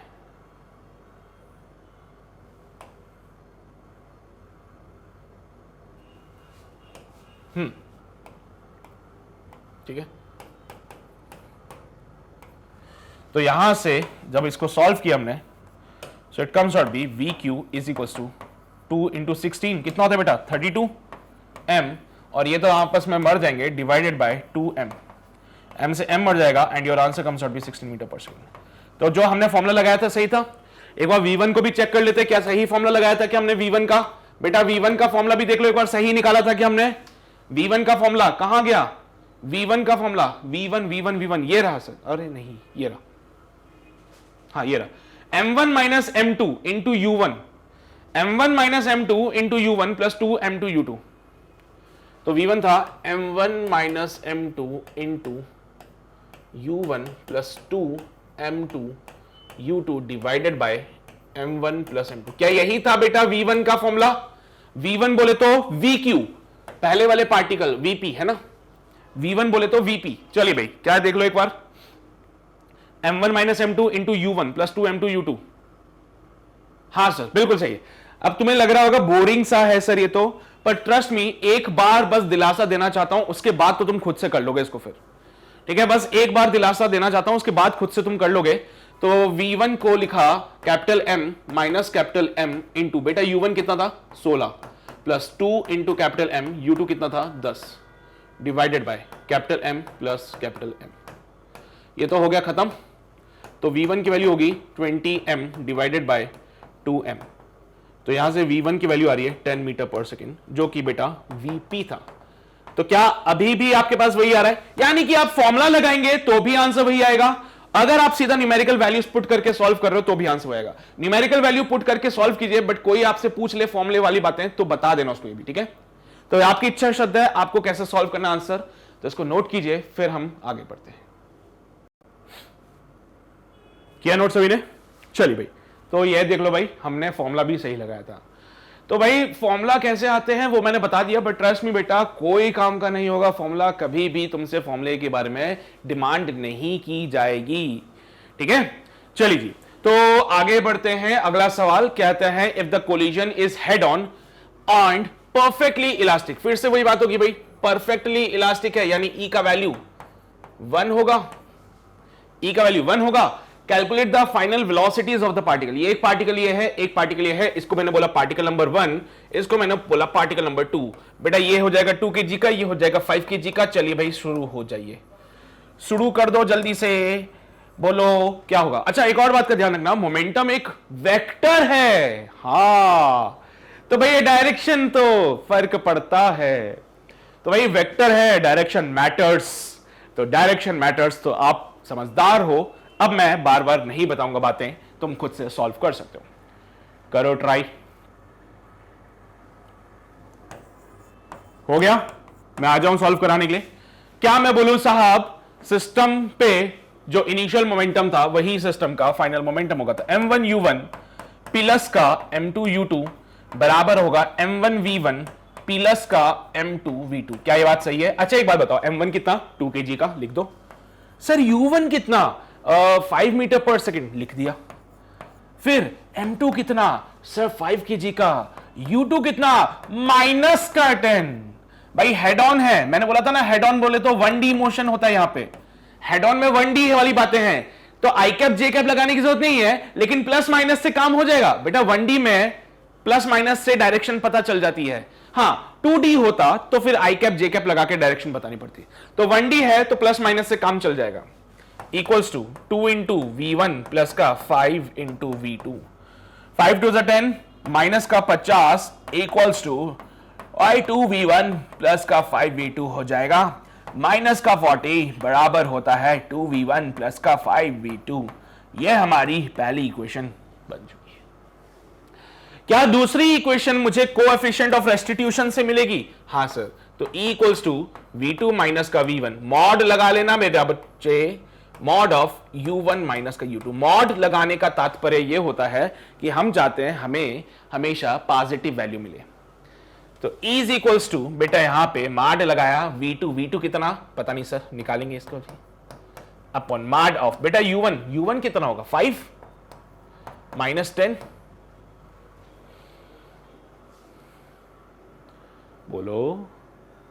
बोलो सही है।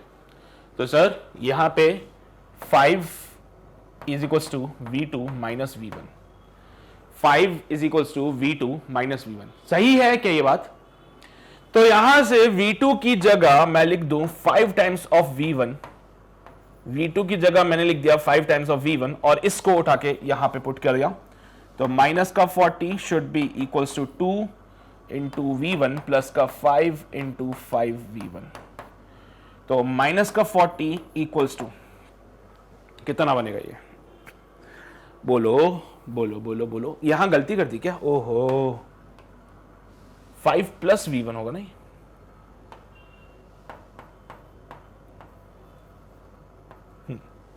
तो प्लस का V1, सो 2V1 प्लस का 25 प्लस का 5V1, ये इधर चला जाएगा 40 और 25, माइनस का 65 इज इक्वल्स टू 7V1, तो यहां से V1 की वैल्यू आ जाएगी माइनस का 65 बाई 7। चेक कर लेना भाई, एक बार चेक कर लेना, एक बार बातें सही तो बोल रहे हो ना, कहीं ऐसा तो नहीं गलती कर दे हो कुछ, कहीं ऐसा तो नहीं कि गलती हो गई हो कुछ। सोचो कुछ गलती करी, कुछ लोचा किया, मेरे हिसाब से यहां पे आप ये वेक्टर के साथ लगा रहे थे और हमने कहा था कि डायरेक्शन के साथ वैल्यूज पुट कर, तो क्या यहां पे ये टाइम नेगेटिव में था तो इसको करेक्शन किया और यहां पे माइनस का 10 लगाया तो बना 15 और यहां पे भी 15। अब पूरी इक्वेशन को ढंग से लिखें तो can be written as minus का 40 is equal to 2V1 plus का 5 इंटू 15 प्लस का V1। बेटा बोलो सही बात है, तो ये माइनस माइनस प्लस हो जाएगा 15 हो जाएगा और E का वैल्यू 1 है यहां पे, तो 15 प्लस V1, तो 15 equals to V2 minus V1, तो V2 equals to 15 plus V1, उठा के यहां पुट किया V2 की जगह, ये कहानी आएगी माइनस का 40 इज इक्वल्स टू 2V1, 15 5 75 और ये प्लस का 5V1। बोलो बेटा ये प्लस का 75 इधर जाएगा तो माइनस का 75 बन जाएगा, है ना, तो 40 ये 75 और ये 40, 7 8 9 10 11 115, तो माइनस का 115 should be equals to 7 times of V1। तो बोलो V1 को लिखूं कितना, 7 से कट जाएगा क्या? ये देख ले, 7 1 7 8 9 10 11, ओहो नहीं जाएगा, 7 6 42, 16.4 आ रही वैल्यू, कुछ 16.4 आएगी, तो यहां से V1 का जो वैल्यू बनेगा माइनस का 115 बटा 7 मीटर पर सेकेंड बनेगा। ठीक है सर, कोई बात नहीं। सिमिलरली V2 की बात करें तो V2 हो जाएगा कितना 15 माइनस का 115 बटा 7, तो 15 को 7 से किया, 7 5 35, 7 1 7 105, 105 माइनस 115 बटा 7, 115 minus 105 will be 10, it will be minus का 10/7। अब तुम खुद सोचो, आंसर हमारा नेगेटिव आ रहा है। तुम खुद सोचो, हमारा आंसर नेगेटिव आ रहा है। क्या दर्शाता है नेगेटिव चीज? आंसर हमारा नेगेटिव आ रहा है, क्या दर्शाता है नेगेटिव?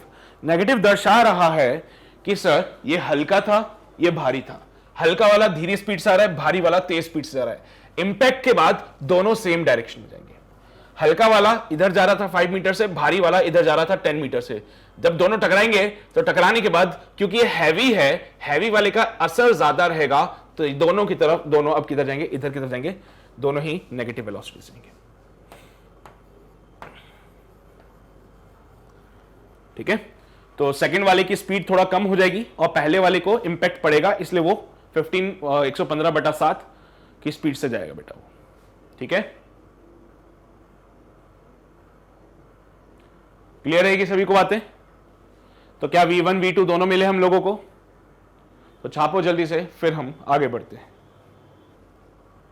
किया नोट सभी ने? पक्का समझ गए बात को, क्या हो रही है कहानी? यहां पे बहुत ज्यादा टफ नहीं है, बहुत इजी है पार्ट। ठीक है, तो जस्ट पॉइंट ये है कि अगर आपको ये सारी बातें समझ आ रही है, अच्छा फॉर्मूले के हिसाब से भी देखोगे तो भी आंसर यही आएंगे, नहीं है ना मेरे पे भरोसा?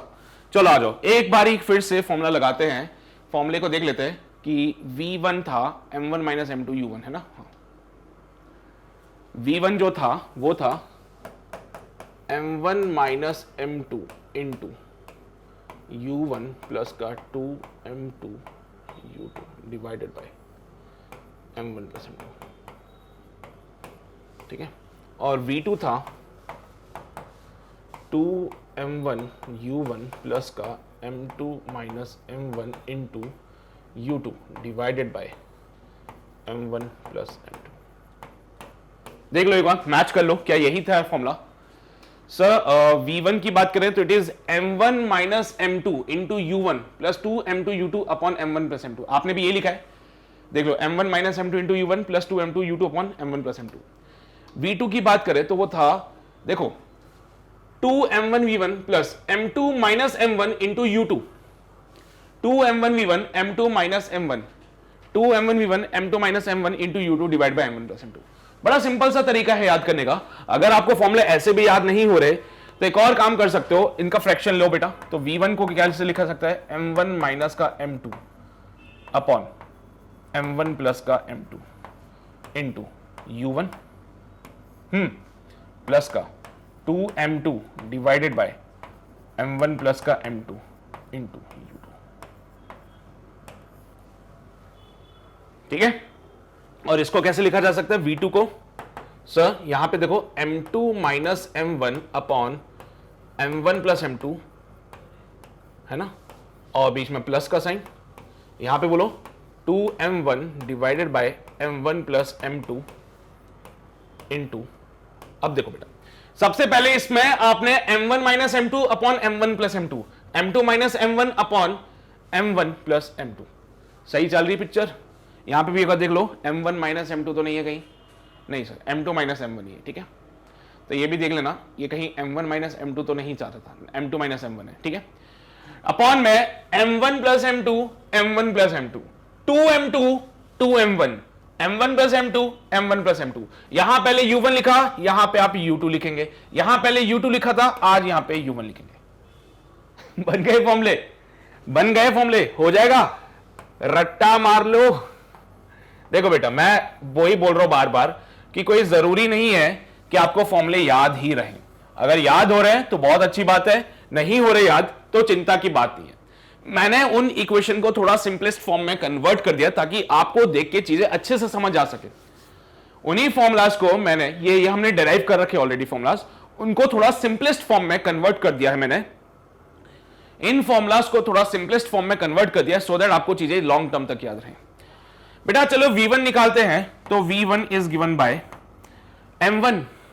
m1 कितना था बेटा हमारे पास? m1 था सर 2 kg, m2 था 5 kg, सो 2 kg माइनस 5 kg, 2 माइनस का 5 अपॉन 2 प्लस का 5, और बेटा u1 कितना था?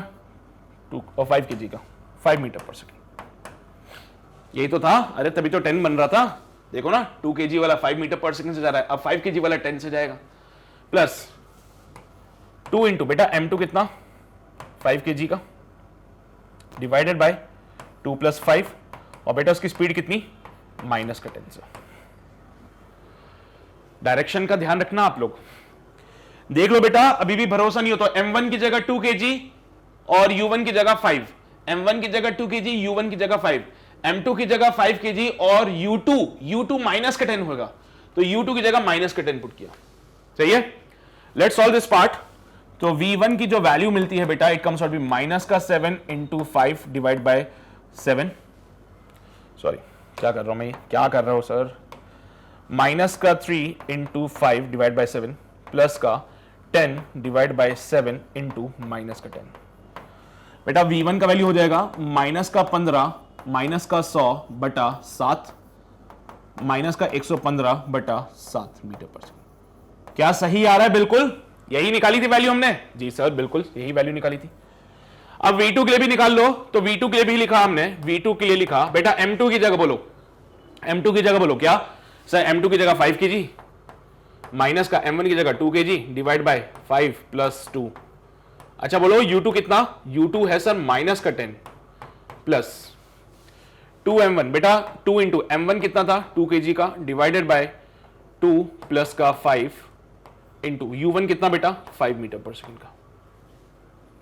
सॉल्व किया तो v2 का वैल्यू मिलेगा 5 माइनस 2 3 इंटू माइनस का 10 डिवाइड बाय 7 प्लस का बेटा 2 टू 4 इंटू 5 20 डिवाइड बाय 7।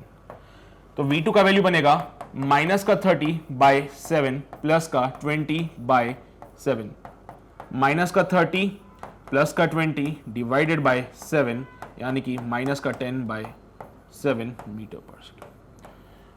क्या एग्जैक्ट आंसर्स आ रहे हैं? वैलिडेट कर दो इन फॉर्मूलाज को, बोल दूं कि ये फॉर्मूलाज बिल्कुल सही है, आंसर सही निकाल के दे रहे हैं। शक तो नहीं करोगे मेरे डेरिवेशन पे?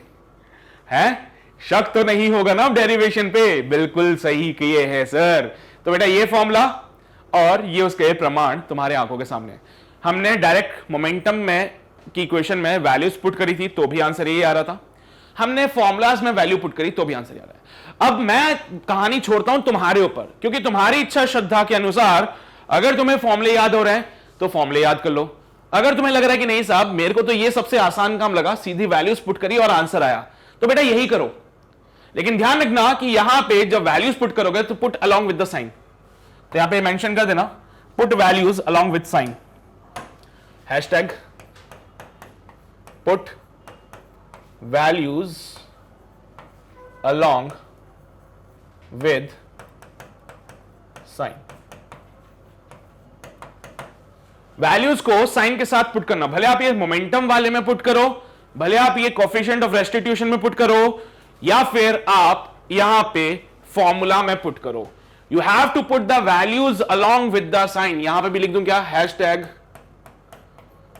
Put values along with sign।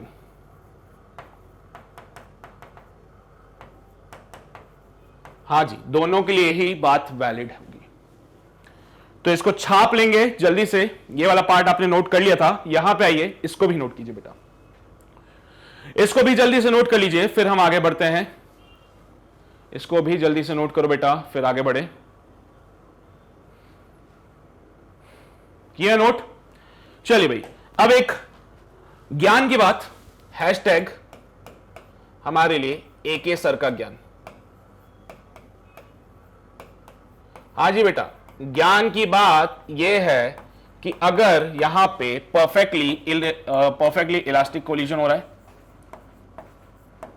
अगर यहां पे परफेक्टली इलास्टिक कोलिजन हो रहा है और अगर दो पार्टिकल्स का हेड ऑन कोलिजन हुआ जो कि परफेक्टली इलास्टिक है, ये है m जो कि मूव कर रहा था मान लीजिए u1 से, है ना, और ये है सेकंड पार्टिकल जिसका मास अगेन m है, ये मूव कर रहा है u2 से, ठीक है। तो ये पार्टिकल A, ये पार्टिकल B। बेटा क्या बोले, अगर एक पार्टिकल A है जिसका मास m है, ये मूव कर रहा था u1 से, ये कोई पार्टिकल B है जिसका मास m है, ये मूव कर रहा था u2 से, and this is the scenario for before collision, this is the scenario for before collision.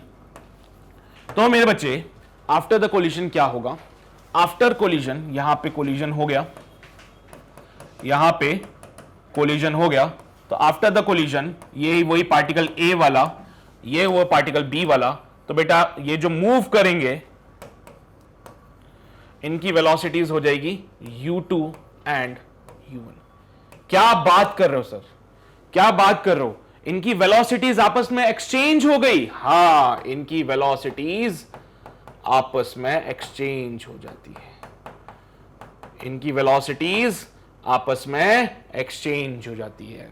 तुमने सवाल भी किया और सवाल के थ्रू आपको उसका प्रमाण भी मिला होगा। लेकिन यह सिर्फ तभी वैलिड है when the mass of the particles are identical. Valid only when particles have same mass, particles have, रुको एक मिनट, थोड़ा ऊपर लिख देता हूं क्योंकि बहुत सारी बातें लिखनी मुझे यहां पे। Valid only when particles have identical mass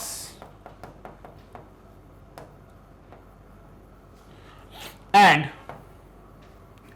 they collide elastically, they collide elastically। अगर वो इलास्टिकली कोलाइड करते हैं और आइडेंटिकल मास है तो बिफोर द कोलिजन जो उनकी वेलोसिटीज थी, आफ्टर द कोलिजन उनकी वेलोसिटीज इंटरचेंज हो जाती है। यहां पे वेलोसिटीज इंटरचेंज होती है। क्या ये बात समझ आ रही है? तो ये है हमारा आज का ज्ञान जो कि एके सर की तरफ से हमें मिला। एके यानी मैं, अरे मेरा नाम है वो, ठीक है। चलिए जी, तो इस पे हमने एक सवाल भी कर लिया था, वो सवाल आपको पता है। और इसी पे अगर एक सवाल और दे दूं तो क्या अब सोचने की जरूरत पड़ेगी तुम्हें? इसी पे एक सवाल और दे दूं तो क्या तुम्हें सोचने की जरूरत पड़ेगी? बोलूंगा एक पार्टिकल 2 किलो का है और मूव कर रहा है with the speed of 5 metre per second. एक और पार्टिकल है जो भी 2 किलो का है और मूव कर रहा है with the speed of 3 metre per second. Find the velocities after collision. Find velocities of particle after collision, after collision। तो साहब यहां पे गिवन है कि E का जो वैल्यू होगा वो 1 है, और E का वैल्यू 1 देखते ही मेरे दिमाग में ख्याल आया कि सर कहीं ये इलास्टिक कोलिजन तो नहीं है। गिवन दैट E का वैल्यू 1 है और E का वैल्यू 1 देखते मेरे दिमाग में ख्याल आया कि सर ये कहीं इलास्टिक कोलिजन तो नहीं है। हां, तो इसका आंसर क्या बेटा बनेगा? Since it is elastic collision, since it is elastic collision, therefore their velocities will interchange, their velocities will interchange after collision, interchange after collision।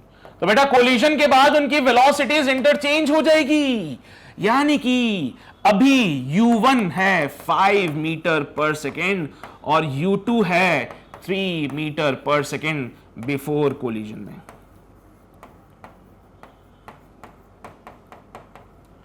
तो बेटा आफ्टर कोलिजन में v1 हो जाएगा 3 मीटर पर सेकेंड और v2 हो जाएगा 5 metre per second. ये है आफ्टर कोलिजन। समझ गए बात को? तो ऐसा सवाल आएगा तो क्या पूरा सॉल्व करोगे क्या उसको? नहीं सर, हम बस चेक करेंगे क्या वो इलास्टिक कोलिजन तो नहीं है। अगर वो इलास्टिक कोलिजन है और उनके मास अगर आइडेंटिकल है तो मैं डायरेक्टली उनकी वेलोसिटीज को इंटरचेंज करके फाइनल आंसर लाके रख दूंगा। तो ये है भैया हमारी आज की निंजा टेक्निक, क्वेश्चन को आसान करने के लिए एके सर का ज्ञान, है ना।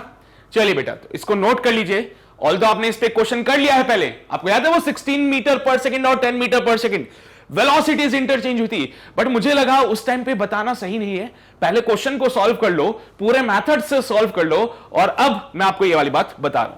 तो एक काम कीजिए, इसको छाप लीजिए पूरा, फिर हम आगे बढ़ते हैं। छापा ये सारा पार्ट। कंडीशन पता है ना बेटा, तभी लगेगा जब आइडेंटिकल मास है और इलास्टिक कोलिजन है, और इस पे सवाल तुम्हारी आंखों के सामने रख दिया गया है। हो गया? दूसरा सवाल देखना है, दूसरा सवाल देखना है, तो ये लो भाई, देख लो दूसरा सवाल। आइडेंटिकल मास कोलाइड इलास्टिकली, पहले इसकी स्पीड थी 16, इसकी स्पीड थी 10, बाद में इसकी स्पीड हो गई 10 और इसकी स्पीड हो गई 16। देख लो, समझे बात को?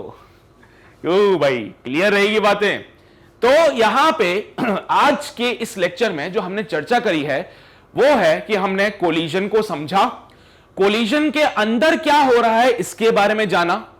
कोलिजन में जब प्रोसेस लग रहे थे तो पता चला कि भाई सिस्टम का मोमेंटम यहां पे कंजर्व हो रहा है, क्योंकि कोलिजन किसी बाहरी फोर्स, बाहरी मतलब बाहर वाले फोर्स की वजह से नहीं हो रहा है। कोलिजन क्यों हुआ? यहां कोलिजन क्यों हुआ? इसकी स्पीड ज्यादा है, इसकी स्पीड कम है। ऑब्वियस सी बात है, जब इसकी स्पीड ज्यादा है, इसकी स्पीड कम है, तो पीछे से टक्कर मारेगा के। तो कोलिजन जो हो रहा है उसमें बाहर से किसी ने कोई इन्वॉल्वमेंट नहीं दिखाई, इनका आपसी मामला है, ये अंदर की बात है, इस पे हमें ज्यादा कुछ नहीं बोलना। और अगर बेटा ये अंदर की बात है तो एक्सटर्नल फोर्स जीरो हो, और एक्सटर्नल फोर्स जीरो होते ही मोमेंटम कंजर्व हो जाता है सिस्टम का, not for the single particle. Particle की तो वेलोसिटी ही बदल गई, पार्टिकल की तो वेलोसिटी बदल गई, पार्टिकल का मोमेंटम चेंज हो सकता है, लेकिन सिस्टम का मोमेंटम बेटा कांस्टेंट रहेगा, सिस्टम का मोमेंटम जो है वो कंजर्व्ड रहेगा। ठीक है, चलिए बेटा, तो आज के इस लेक्चर का करते हैं हम समापन। ये सारी बातें उम्मीद करता हूं आपको समझ आ रही है, फॉर्मूले आपको पता चल रहे हैं। ठीक है, उसके बाद एके सर का ज्ञान आपको मिल चुका है आज का, और इसी पे एक एग्जाम्पल भी मैंने करा दिया। ठीक है, तो आज के इस लेक्चर के लिए हम बस इतनी ही बातें करेंगे। अगले लेक्चर में इन इलास्टिक कोलिजन जहां पे अब कुछ नया होने वाला है और कोएफिशिएंट ऑफ रेस्टिट्यूशन की वैल्यू 1 नहीं होगी, तो क्या होगी देखेंगे हमारे अगले लेक्चर में। बाकी बेटा इस वीडियो को अगर दोबारा देखना चाहते हो तो आप हमारे ऑफिशियल वेबसाइट www.magnetbrains.com पे जाइए, वहां पे IIT JEE में जाना तो मेरी फोटो दिख जाएगी, उस पर क्लिक कर देना तो सीधा आपको लेक्चर मिलेगा कोलिजन का। तो कोलिजन के इस लेक्चर में जाइए, अपने वीडियो को देखिए, अपने डाउट्स को सॉल्व कीजिए, और डीपीपी उसी के नीचे आपको मिल जाएगी, डीपीपी वहीं मिल जाएगी, उसका वीडियो सॉल्यूशन भी आपको जल्द ही वहीं पे मिल भी जाएगा। तो इसकी बिल्कुल भी चिंता मत करना, ये सारी चीजें आपको मैग्नेट ब्रेन्स की तरफ से फ्री में अवेलेबल होती रहेगी।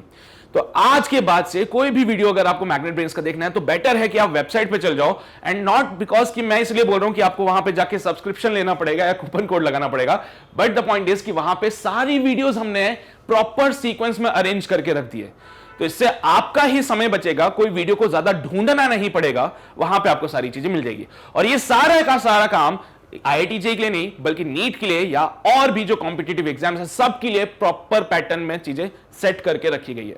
तो अगर आप या फिर आपका कोई दोस्त, भाई, बंधु, सगा सहेली जो प्रिपेयर कर रहे हैं for any of the competitive exam, तो उनको जाके बोलो that the magnet brains is the perfect solution, और आके ज्वाइन कर ले यहां पे। ठीक है, एंड चैनल पे अगर नए हो तो चैनल को सब्सक्राइब कर लेना, वो जो लाल बटन है उसको दबा देना, उसके बगल में जो घंटा है उसको बजा देना, सो दैट कोई नोटिफिकेशन मिस ना हो सके। ठीक है, सो मिलते हैं अगले लेक्चर में जहां पे बात होगी इन इलास्टिक कोलिजन की। तो अगेन एक इंपॉर्टेंट पार्ट होगा, तो उसको मिस मत करना। ठीक है, सो मिलते हैं अगले सेशन में, तब तक अपना ध्यान रखिए, पढ़ाई करते रहिए, ऑल द वेरी बेस्ट।